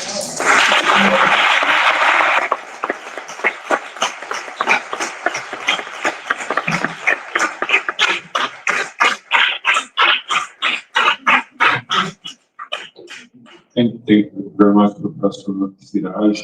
So I pass the floor to Dr. Pierre Illusion.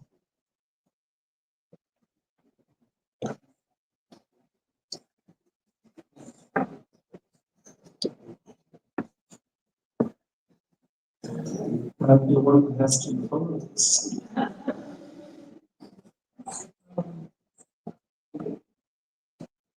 First of all, thank you so much for the presentation. It's really an honor to be here with all of you. In my presentation today, thinking of the topic of heritage and foreign relations, I'd like to propose two threads to speak about how cultural heritage intersects with international relations, and more specifically foreign policy. I guess the basic question could be, how important is cultural heritage in foreign affairs? And the very, very basic answer would be, sure, it's important, but not really. And I want to take examples from Latin America to make my point. And specifically, I'd like to look at how countries like Mexico, Colombia, and Peru have adopted diverging attitudes in how they claim the return of specific objects. My basic idea here is that the behavior of a country, of a state, and how it claims the return of a specific item depends, I believe, mostly on two factors. One is whether or not a country has conflicting diplomatic interest with the country that it is claiming the item from, and also the institutional nature of the museum that it is claiming it from. So I'll start with Mexico to illustrate this.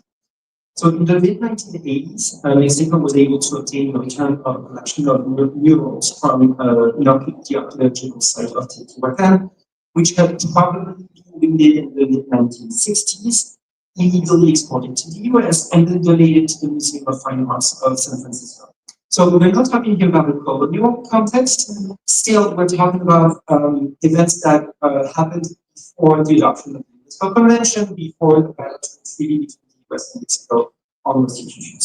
So the negotiation about the fate of the murals took place like from the late 1970s to the mid-1980s mostly.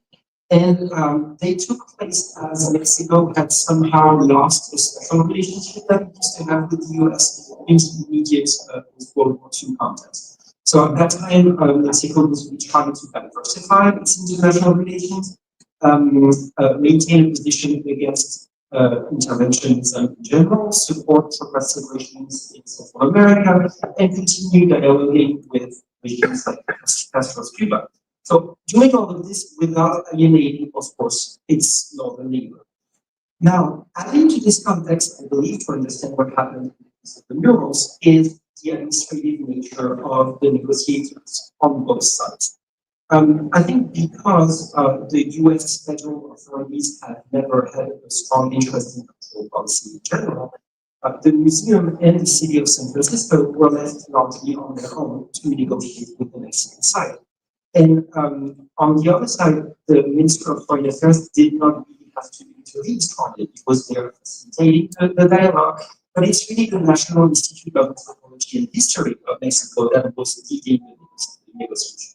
And that is an institution that was somehow left free to push a more nationalist discourse, more like this old construction of the national heritage, of a national discourse with cultural heritage. And so Dina, the name of the Dina was able to really push its advantage in the dialogue without risking of making like collateral damage on the bilateral relationship with the US, because that dialogue was being handled elsewhere in Washington and in Mexico City. Now, to contrast with this case, I don't know, stay again. I'll tell you. I want to discuss this case of the murals with that of the objective of Mexico to obtain the return of the Menacho de Moctezuma, Moctezuma's headdress. You may have heard of this one, which is, I think, a claim that has failed largely on the necessity of maintaining a good bilateral relationship with us. It's weird from the beginning. So the negotiations for the Mexicans on this case were made more difficult for the Mexican side precisely because it has been handled by the Ministry of Foreign Affairs, which had to balance competing objectives. So it may sound paradoxical, because obviously the bilateral relationship with Australia is way less important for Mexico than with the US. Yet Mexico at the time was trying to diversify its diplomatic ties with Europe, had a long-standing relationship with Australia, where there are headquarters of several United Nations agencies, But also, much more importantly, at the time, again in the 1980s, so it's the same time that is happening with the Teotihuacan Euros, Mexico was trying to sign a future agreement with the EU. And so the strategic interaction was beyond Austria itself. It was really making this relationship with the European Union. Now, I think there is also another factor that explains Mexico's failure up to this point, is the public nature of the collections of the Ethnological Museum in Vienna, which is that in this case, the museum as a public entity has only been shielded from having to negotiate directly with Mexico as a foreign state, and it can come with the support of the Austrian federal administration. So I think that this is really the combination that explains in part the outcome of the negotiation or lack thereof. And as of 2025, there's really no prospect of this naturally returning to Mexico anytime soon. So I think it's similar patterns in the negotiation over returning things in the cases of Colombia and Peru. So in Colombia is currently seeking the return of the Quimbaya collection. That's a collection of 122 items in gold from the Quimbaya collection that was gifted by the Colombian president to the Queen of Spain in the late 19th century. So we're really talking about a colonial gesture in a post-colonial or neo-colonial context. And Colombia is also seeking the return of 35 statues from the San Agustin culture that are in the Humboldt Forum in Berlin. And those were stolen, and that's really clearly established and accepted fact on both sides by the archaeologist Conrad Preuss in the 1910s. So in these two cases, it's really not until 2022 and the election of Gustavo Petro as the president of Colombia that the Colombian state has really started to push more for the return of these two cases. Until then, the Colombian state had really been cautious about not jeopardizing its relationship with Spain and Germany. And here again, in the context of Colombia trying to sign a trade agreement with the European Union and obtaining the support of the European Union to access the OECD. So it was really important at the time for Colombia to protect the image of a country that had overcome its internal problems, such as internal armed conflicts, drug trafficking, human rights violations. Now, additional to this, in both cases, the claimed objects are in public collections in Madrid and in Berlin, as is the case for the National in Vienna. So again, Colombia cannot deal directly with a museum. It has to, those museums are protected by several bureaucratic layers. That means the cultures, that means of foreign use. Now, so Peru's diplomacy, on the contrary, has been less cautious than its Mexican and Colombian counterparts in its handling of a couple of cases. First, the return of the collection that was at Yale University that was completed in 2011, and the collection of artifacts that were in the Museum of the City of Baltimore, and that return was completed just a few years ago. So in those cases, the Peruvian presidents themselves got involved in the negotiations, which I think can be explained in part by the interest that presidents saw in like using the nationalist arguments to support their own cause.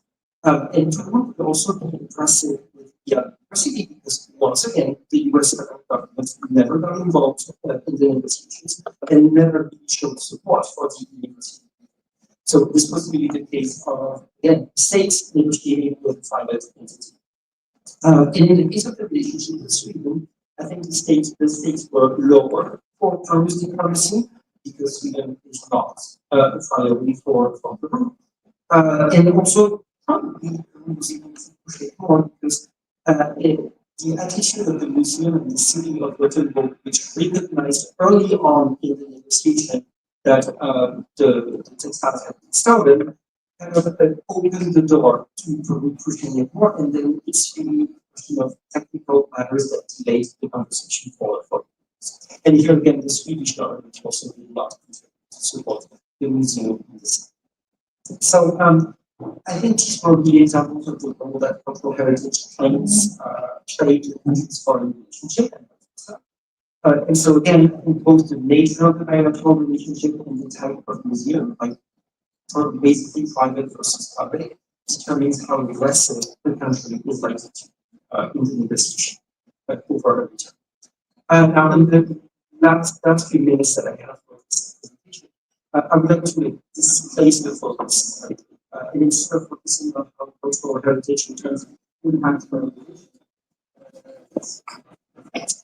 I would like to highlight the need for all actors involved, and particularly for the museums of the countries where the cultural collections are located, to better understand and take into account the local political context of the return.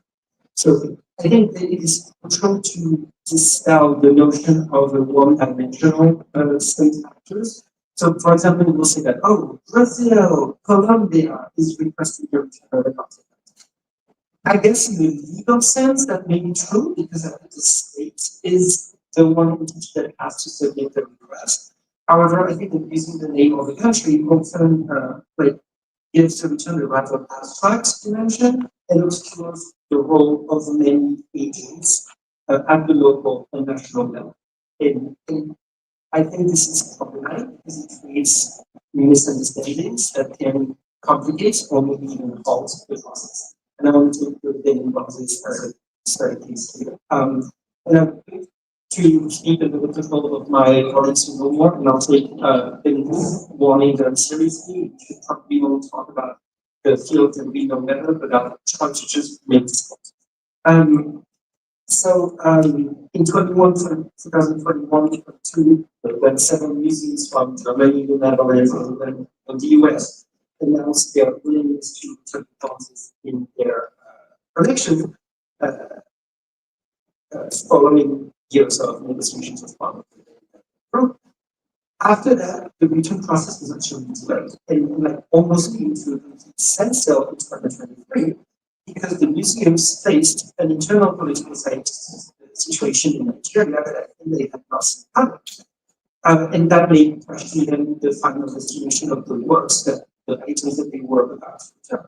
So there were lengthy negotiations within Nigeria between the federal states, between the state of Edo, where the embassy is located, and of course with the traditional authorities, the Oba, the traditional king of the East.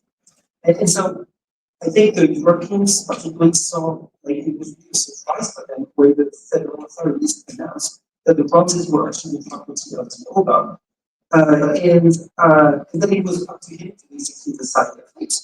And so the king intended to display the bronzes in his palace and not in the new Museum of West African Art, which I believe is actually opening tomorrow in the city, and a museum that has been built with the support of European museums. And the museum was actually, I think, the key argument used by Nigeria to convince museums that they were going to abide by the highest standards of conservation. So suddenly, German museums, I think in particular, requested that the repatriation process be halted because they feared that the process with promises regarding conservation would not. So they were wondering if the palace would have temperature controlled environment, or if the bronzes would maybe used in ceremonies or in other rituals. So now the return of the bronzes has now resumed. That's announced in June or in July that they were returning bronzes. But we still Professor Brazilian. Thank you. So now we have this situation of a museum that is about to open that actually does not contain the bronzes that it was meant to even if we know that the photographer has made the points that the museum has much larger condition than just being the setting for the bronzes. My point is that when we see that the process becomes more complex, when the number of actors multiplies, but also the number of points of view of the fate of the artifacts that are to be recovered. So to reiterate, the country requesting to recover is not the military actor, and the government position can represent an official stance, but various actors have a voice in the process. And in many instances, and that's particularly true in Latin America, civil society actors are those initiators of the claim, not the state itself. So in the diplomatic context, it's important for the Canadian states on the one hand, but also for the state officials in the claiming countries to understand this local context. So my conclusion here is that countries and users in the global north must learn and accept that entering into a negotiation process over a term presupposes their acceptance of these museums, that in the country where the objects are returned, there will be political dynamics over which they will have control. So to say, with other words, they must accept the principle of returning the objects without being able to impose their will on the final distribution of these objects or decide who will be in charge of their conservation.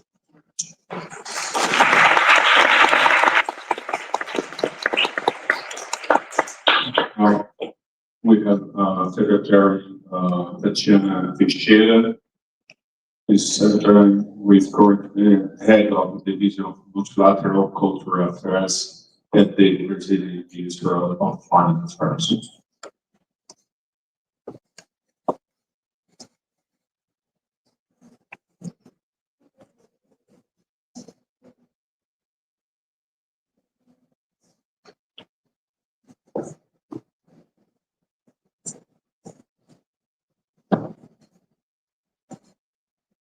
Professor Amancio, if you just give me a couple of Brazilian minutes before you stop the clock.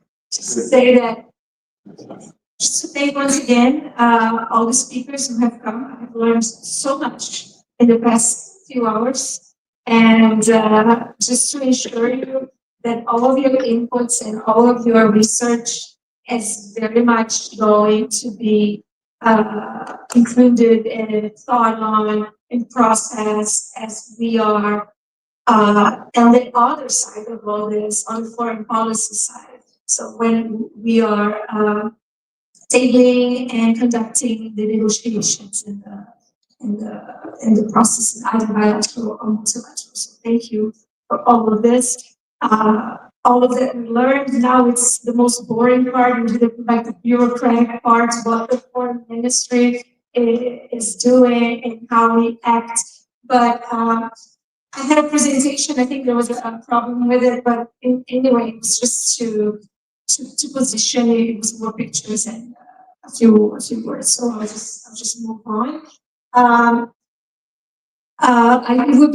think I would have to commend Irina for putting together the sessions, because this is very interesting that I'm speaking right after Dr. Pierre, because he mentioned a few issues on foreign policy, so we've been interesting conversation. Maybe I'll try to touch upon some points, but also upon during the discussions. But how the idea of how important is cultural heritage in foreign policy, right? At least in this Ministry of Foreign Affairs here in Brazil, the topic of return of cultural heritage is one of the main priorities in Brazilian cultural diplomacy. It is undertaken by the Guimarães Rosa Institute. The fact that the director of the Guimarães Rosa Institute is here today, and it has funded this event, not only, I mean, it has sponsored this event not only with financial terms, but also with human terms. We have been working with this for a long time. And so this is sort of a testimony to the relevance that we place on this issue. Within the Guimarães Rosa Institute, just to say, it is the department within the Ministry of Foreign Affairs that is responsible for Brazilian cultural diplomacy. So we have bilateral cultural diplomacy, the promotion of Portuguese language, we have educational diplomacy, and then we have the Division of Cultural and Multilateral Affairs, which is responsible mainly and how it is connected with return and restitution of cultural objects or cultural property. Our unit is responsible mainly for dealing with UNESCO and other cultural multilateral fora. Within UNESCO, we are responsible for the Brazilian positions and our participation in the UNESCO cultural conventions, and UNESCO governments, and also, as I mentioned earlier, we are the Brazilian National Commission for UNESCO. But we also work on other fora, and this is the idea of this whole of government's approach and of this foreign policy approach. With the same positions that we defend and that we put forward within UNESCO, we do that at the BRICS, at the G20, at the Mercosur, at the community of Portuguese language-speaking countries, at the OAS, the Organization of American States, and at the Organization of Ibero-American States, and even at the CISCO, where we are an observer country. CISCO would be the UNESCO for the Islamic world, and Brazil is an observer country there. So even though it's a large portfolio, as you see, we have a lot on our hands, it allows us to maintain consistency within the several fora in which we are active. So Brazil cultural foreign policy is thus able to work across different scenarios. We work on the bilateral scenario, case by case. We work on regional scenarios such as Mercosur and OAS, and then context-specific scenarios such as BRICS and the G20 and the global scenarios. One thing is how this connects with our foreign policy, how this topic of return and restitution connects with our foreign policy. It's very much within the lines of the Brazilian Constitution about the equality of sovereign equality of states, the principle of non-intervention, the Pacific resolution of disputes. So each and every one of this, the promotion, the heritage within the protection of our paleontological heritage, of our archaeological heritage, it's all within the Constitution. So what we're doing is reflecting the principles that guide our foreign policy and the principles that are guided in our Constitution within our diplomatic work. Now, the topic of return and restitution and return of cultural heritage would, in theory, fall within the scope of the UNESCO 1970 Convention, but in practice, it goes much further than that. It is an issue, as you see, is an issue not only of cultural objects or cultural goods, it is an issue of human rights, of the rights of development, because when you have access to this, you can review the history and you can follow your path or trace your path to development. And it is an issue of rearranging or reforming global institutions so that they can better reflect and represent the current geopolitical scenario. So, for example, especially because this happens, especially because the 1970 Convention, the UNESCO Convention, which is the main multilateral agreement that treats this issue, it does not represent an improvement on the status quo. Because we all, of course, we all work on the convention, but it's not necessarily positive. For example, we talked about non-retroactivity of the convention. So the fact that it does not retroact, the fact that it's not retroactive, that the moment of the entry into force of the convention will define whether we can apply the convention or not, actually gives an excuse for many countries not to talk about this or to place it under bilateral negotiations. And when we talk about bilateral negotiations, many times we meet the negotiations with silence. When we place a request, many countries place a request for, I won't even say the word return or restitution, when we place a request for the circumstances in which this object came to this country. We have a few cases in which the process has been going on, the request of information has been going on for over a year, and we still haven't had an answer. So the fact that the UNESCO Convention does not encompass cases that were before 1970, it actually congeals, it actually freezes the illegal power structures of the return and restitution processes. Brazil said the same thing about the non-proliferation treaty. I'm going to make an analogy with nuclear proliferation. So everybody talks about the nuclear proliferation treaty as something positive, but what it did is that it froze the structures of powers. The countries that had the nuclear weapons at the time, they continue to have it, and it's a struggle just to disarm them. And the countries that didn't have cannot do that. Cannot even when they try to do it for Pacific means, it's difficult. So what we have here in the 1970 Convention, it's freezing the structures because it's difficult even to ask for the information regarding the objects that were taken before the 1970 Convention. So they just stay there. It's a bit more difficult, and this is why we have been trying and we have been exploring, and maybe this is an important forum for this, of ideas of overcoming this argument of, okay, so if it's before 1970, we are not going to deal with this multilaterally, we're only going to deal with this bilaterally. We need to find a way of trying to process or trying to negotiate maybe an agreement, a protocol, or maybe a text that will be able not only to attach this issue of how are we going to address these cultural heritage that was taken from the countries of origin before the UNESCO 1970 Convention. I think there will be another panel on this, but the only article in the UNESCO 1970 Convention that talks about objects taken before 1970 says that nothing in this convention can stop countries from negotiating bilaterally. And this is used as an excuse to say, I will only negotiate this bilaterally.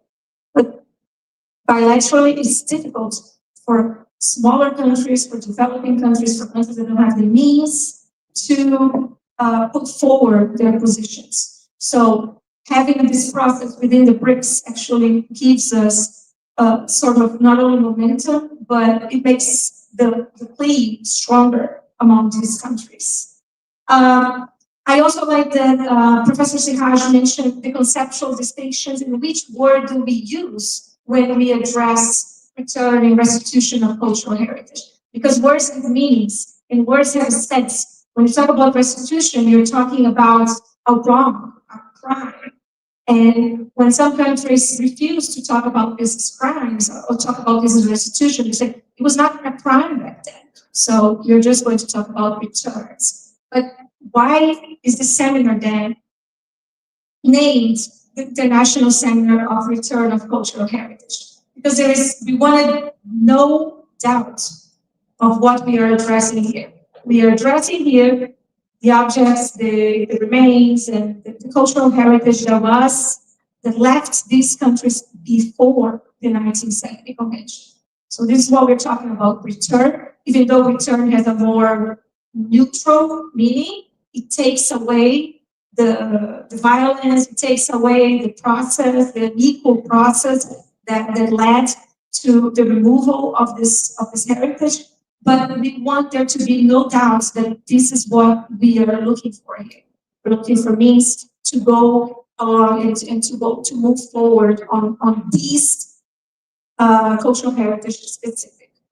And even though it's not a new issue, as you know, Professor Salwa mentioned it, even from the Napoleonic eras of the age of decolonization in the 1960s, it is an issue of growing national and international relevance. So it's drawing increased attention in universities, museums, and public opinion, even in Brazil. So the recent global and national changes in the perception of cultural heritage have created this positive momentum for Brazil to act in the promotion of the return of cultural heritage of national origin held abroad in different countries. From our perspective, from what we can say about here, is that the unit to which I'm the head of, it was dissoluted in 2019. You can all imagine the reason, and it was recreated again in 2023. So for 4 years, we didn't have a division of cultural multilateral affairs that was representing Brazil's interests and Brazil's positions within UNESCO and all this forum. And with this recreation in 2023 came this analysis, this reflection. So where do we want to position this, our work, our field of work? So one of the issues that was most important and that was most growing, increasing attention was the issue of the return of cultural property. And this is why we have been actively working for the return of items that are of great historical and symbolical importance, value for the indigenous community, the African Brazilian community, and the scientific community as well. And how are we doing this? This is a whole of government approach. We can't do this alone. This is what we have been discussing as well. For my part, as a Ministry of Foreign Affairs, we deal with the negotiations and what we see reflected as. But we have here, present here in this seminar, we have the Ministry of Culture, we have the national representatives from National Institute of Historical Heritage, we have members from the scientific community, because they are the technicians that will be able to support our claims and our negotiations when we are working with our embassies abroad. And also what we do is try to have the process of involving the communities involved with this. Otherwise, I won't be able to express, or our embassy who is at the very point during the negotiations won't be able to express the importance of this item for the indigenous community or for the American community. For an example, with the Tupinambá Feather Cloak, it has a very interesting story because it had been requested initially in 2000 for the 500 years of the Brazilian discovery or arrival of the Europeans, that we would say. And it was requested by the Tupinambá people then. Then, during the pandemic, we had the Brazilian ambassador there visiting the museums, and he took the initiative of going to the museum and said, wouldn't you be able to donate this or to give this back to the person? And then started the negotiations with the National Museum and the National Museum of Denmark, and with the support of the Guimarães Rosa Institute, an indigenous researcher from many of you know, who is Gisela Tupinambá. She went to Denmark, funded by the Guimarães Rosa Institute, to study the clothes and to do research and to participate in workshops, so that we wanted to make sure that the Tupinambá people were involved in this process. So what we do is that the Ministry of Foreign Affairs, as the lead institution for cultural diplomacy, is responsible for these negotiations, but we cannot act in a void. We need the support from the federal government, the technical areas of the government, we need the support from the scientific community, and we need the support from civil society to do this. So we coordinate this in articulation with the federal government. Ambassador Nakata mentioned earlier that a national committee is in the process of being established to discuss especially the protocols, the guidelines, and strengthen the coordination between the governmental agencies and civil societies. And once we have this, it will be much stronger. As an international approach, we maintain that the issue must be addressed not only through bilateral, but also through multilateral cooperation, while also pursuing bilateral dialogues. We advocate for stronger international legal framework, since the framework that we have now, as I said, has congealed, has frozen these power structures that we have, and very much leads us only to the bilateral negotiations. Space point. 3 Brazilian minutes, please. Now, many of these are already mentioned by Ambassador Nakata. It's not an end in itself. We believe that it could be an opportunity for renewed cooperation on more balanced terms. So, as Professor Sihaj said, the restitution has to be on the terms of people that are interested in the restitution. So, if you're only placing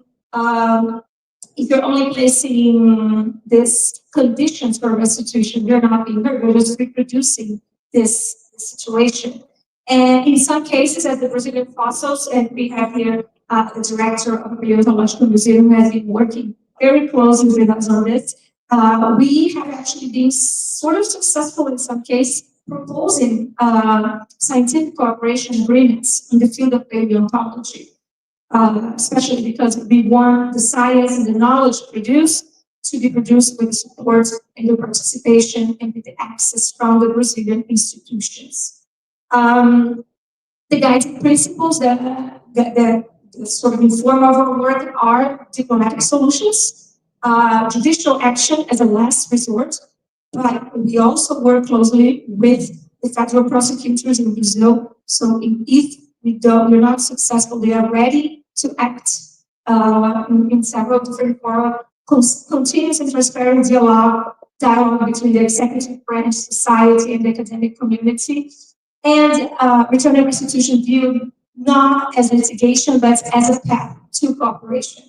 But bearing in mind that we are ready to defend our interests, the interests of Brazil, either bilaterally or multilaterally. And how do we do it? What is our daily work? Well, we work with statutory conventions, with statutory meetings of the UNESCO conventions. For example, in 2023, Brazil was elected for the first time to the subsidiary committee of the UNESCO 1970 convention.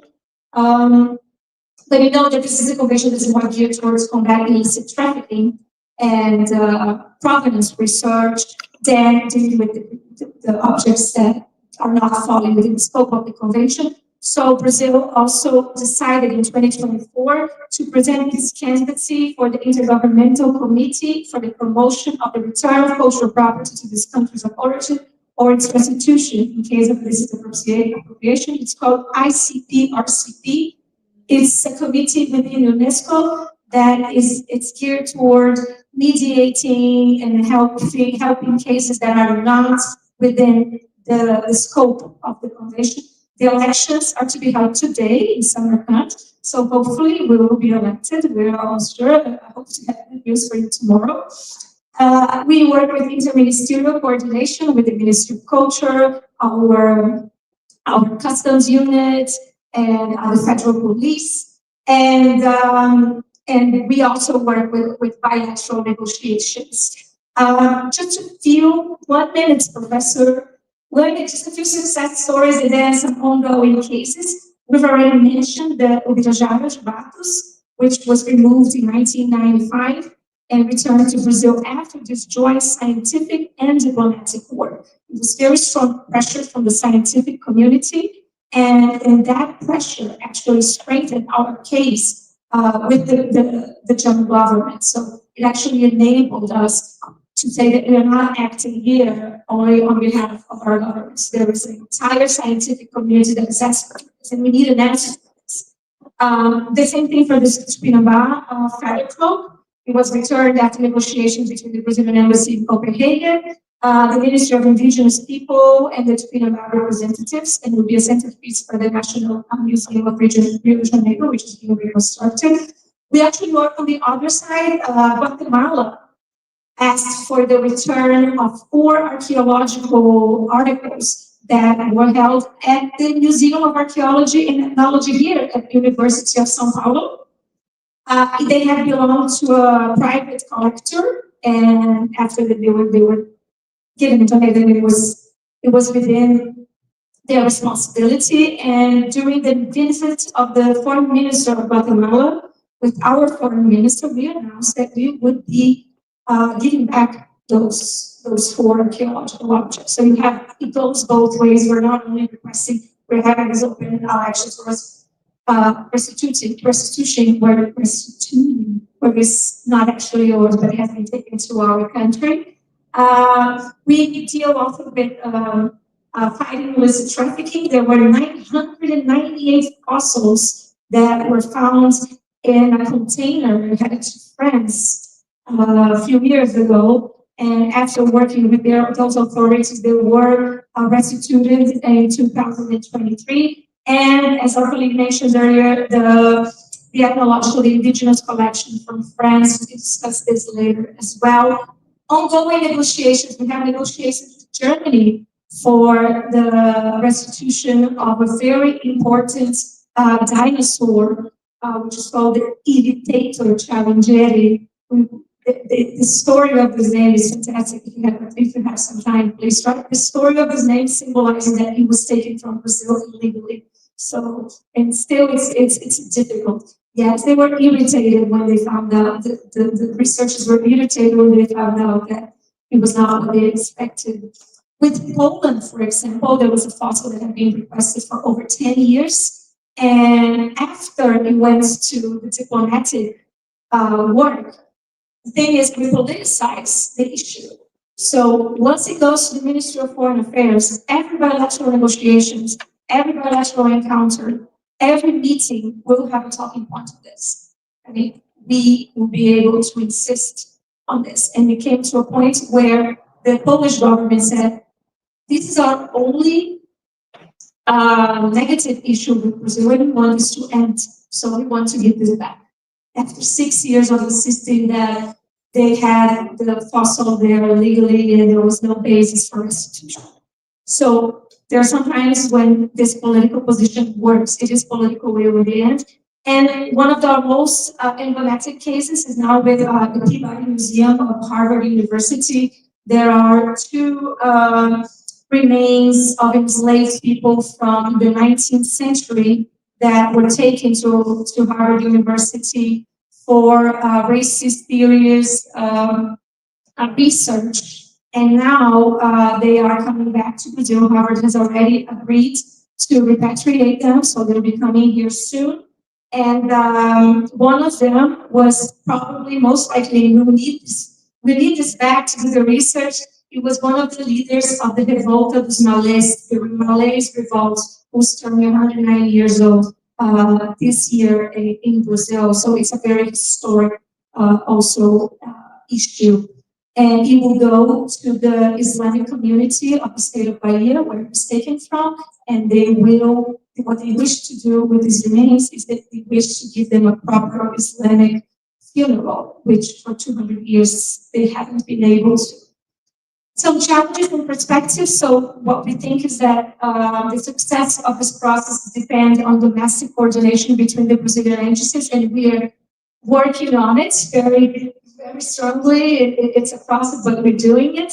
And on international credibility, it's not going to go away. We want this is a foreign policy position, so we are going to keep on insisting on this. However, the most frequent answers we get on negotiations is either pure silence or a pure no. And it's either due to the lack of evidentiary limitations. Sometimes the evidentiary, the evidence is right the name of the fossil or of the item, or the temporal restriction of the 1970 convention. So overcoming this resistance will require this shared international understanding of the moral and historical imperative of returning this cultural heritage. So this is why situations such as this, dialogues such as this today are so important. I could go further, but I'll conclude because I've taken many more than Brazilian minutes. Having this principle that we uphold the cultural properties should remain in its place of origin, as it is vital to the community identities and cultural rights, unless the community interested does not wish for them to return. Okay. It's also we also believe that the lack of this cultural heritage within our countries, within countries, it impoverishes our culture and should be addressed.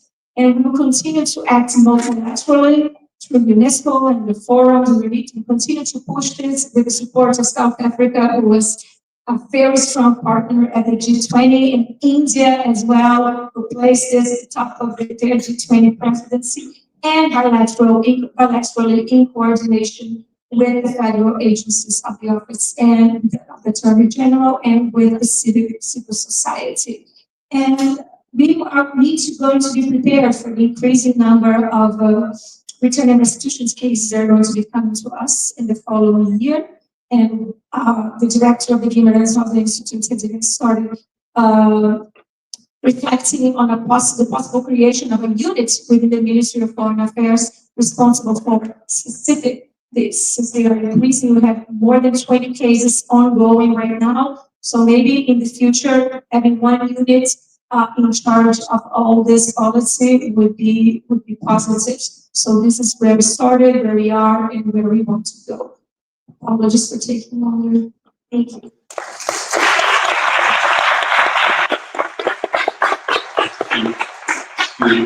She took seriously the idea of Brazilian time. So let's open up to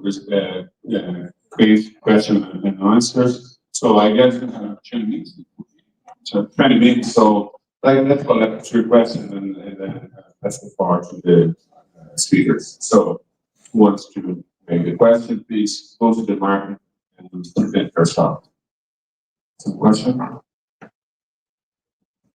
I guess people is hungry. Okay.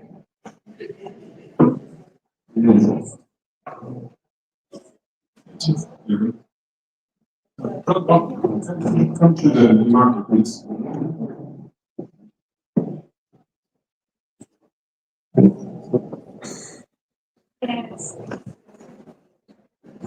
Leticia, come here, go to the market. I am Ricardo Sabater. I work here. I am Paraguayan. I work at the Paraguayan consulate here. Thank you very much for inviting us to this very interesting seminar. I would like to ask if the policy of the Museum of Brazil actually I really understand what you say about the return of whales as with the priority with the whales who need something to the Afro indigenous communities have many of you know. We have also a very sensitive issue with Paraguay, recent and who is now at the Museum at the Historical Museum of Rio de Janeiro. It's a town who was being built with the iron of the church's bells in Paraguay.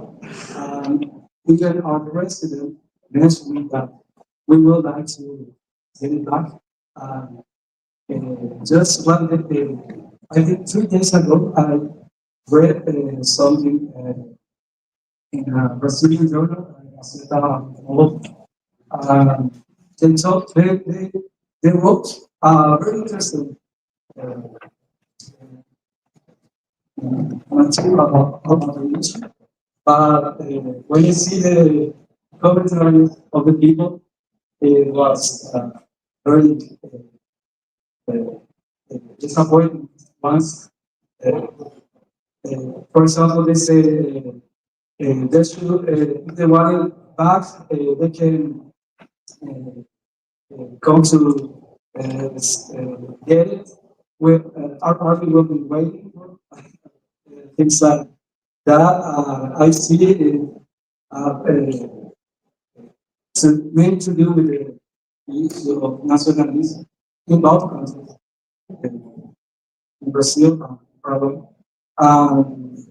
We will like, I would like to ask if we will build also a policy to say mature discussion with the public opinion, because there are other issues, for example, the war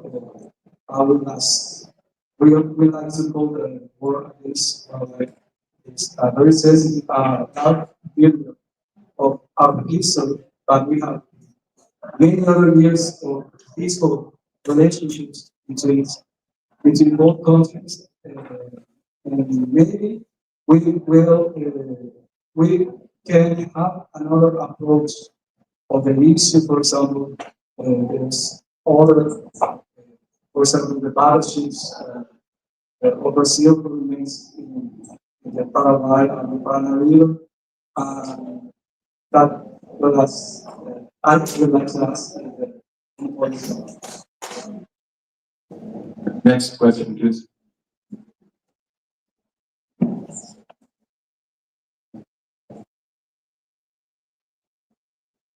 Hello, everyone. This will be the first spontaneous question because I was a bit overwhelmed with my notes taking back there. But so first of all, my name is Letícia Hecto. I'm a lawyer and historian, and I also work here in Brazil to study and also dynamics of management and restitution of cultural heritage in all its formats. So a lot of the presentations touched upon the issue of obstacles when the obstacle was south, and of course here I come particularly from the Brazilian perspective, go out and then ask require our heritage to be returned. One of them, of course, is language, which was already addressed, and I'm sure we're going to talk further about this in the following presentations. But one of them is the amount. And here in Brazil, of course, we are very heavily discussing the issue of restitution of paleontological heritage. And we have some very impressive numbers that sometimes people don't have in their minds. I see Alice only smiling here, see that it's good for me. So some scientists here in Brazil did a brilliant study in which they analyzed the amount of fossil holotypes from the Arabic region that are outside of Brazil. And the amount is 88%. This goes for vertebrates and plants. And a more recent study, which I'm honored to be a part of as well, revealed that for fossil macroinvertebrates, 46% of all of the fossils that are referred in publications registering new species. So of course, when we go and require restitution of our paleontological objects, it's funny because for archaeological objects and ethnographically here we don't have sometimes elements of material culture, but we do have a lot, and it is not our fault that so much of our paleontological heritage, and of course it goes for archaeo and ethnographical as well, was taken away from us. To use a very neutral term. So I was going to ask the panel about how to suggest we approach this argument that it is too much. And of course, connecting this to the issue of transparency, as we previously discussed with Professor Benedict's presentation, that we don't even have our inventories of those artifacts because most of them were trafficked before we even had the chance to be assisted. So thank you so much for the panel, and looking forward to our next sessions. Okay, let's go the same order of the arguments. So,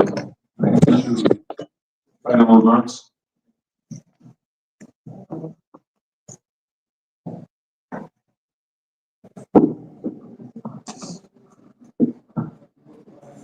Yes, thank you for the question.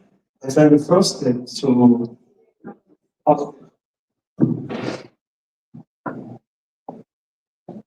thank you very much. I start basically by appreciating all the presentation that we have. I just have one question. The question is related to what Oceano is talking about, but I'm asking it to all the panelists. The issue of reparation, what has been the experience of the panelists with regard to reparation? And I want to direct the question again to Prof. Benedict. What have your experience of with also share better than stage with the issues of reparation? Because what we have noticed is some of the institutions reported that the was that the considering communities want to know what about the damage caused by the effect? It is something that we sort of even when we developed the policy that the model said to, we didn't really sort of avoid that question of reparation. So I just want to know your experience. Thank you very much.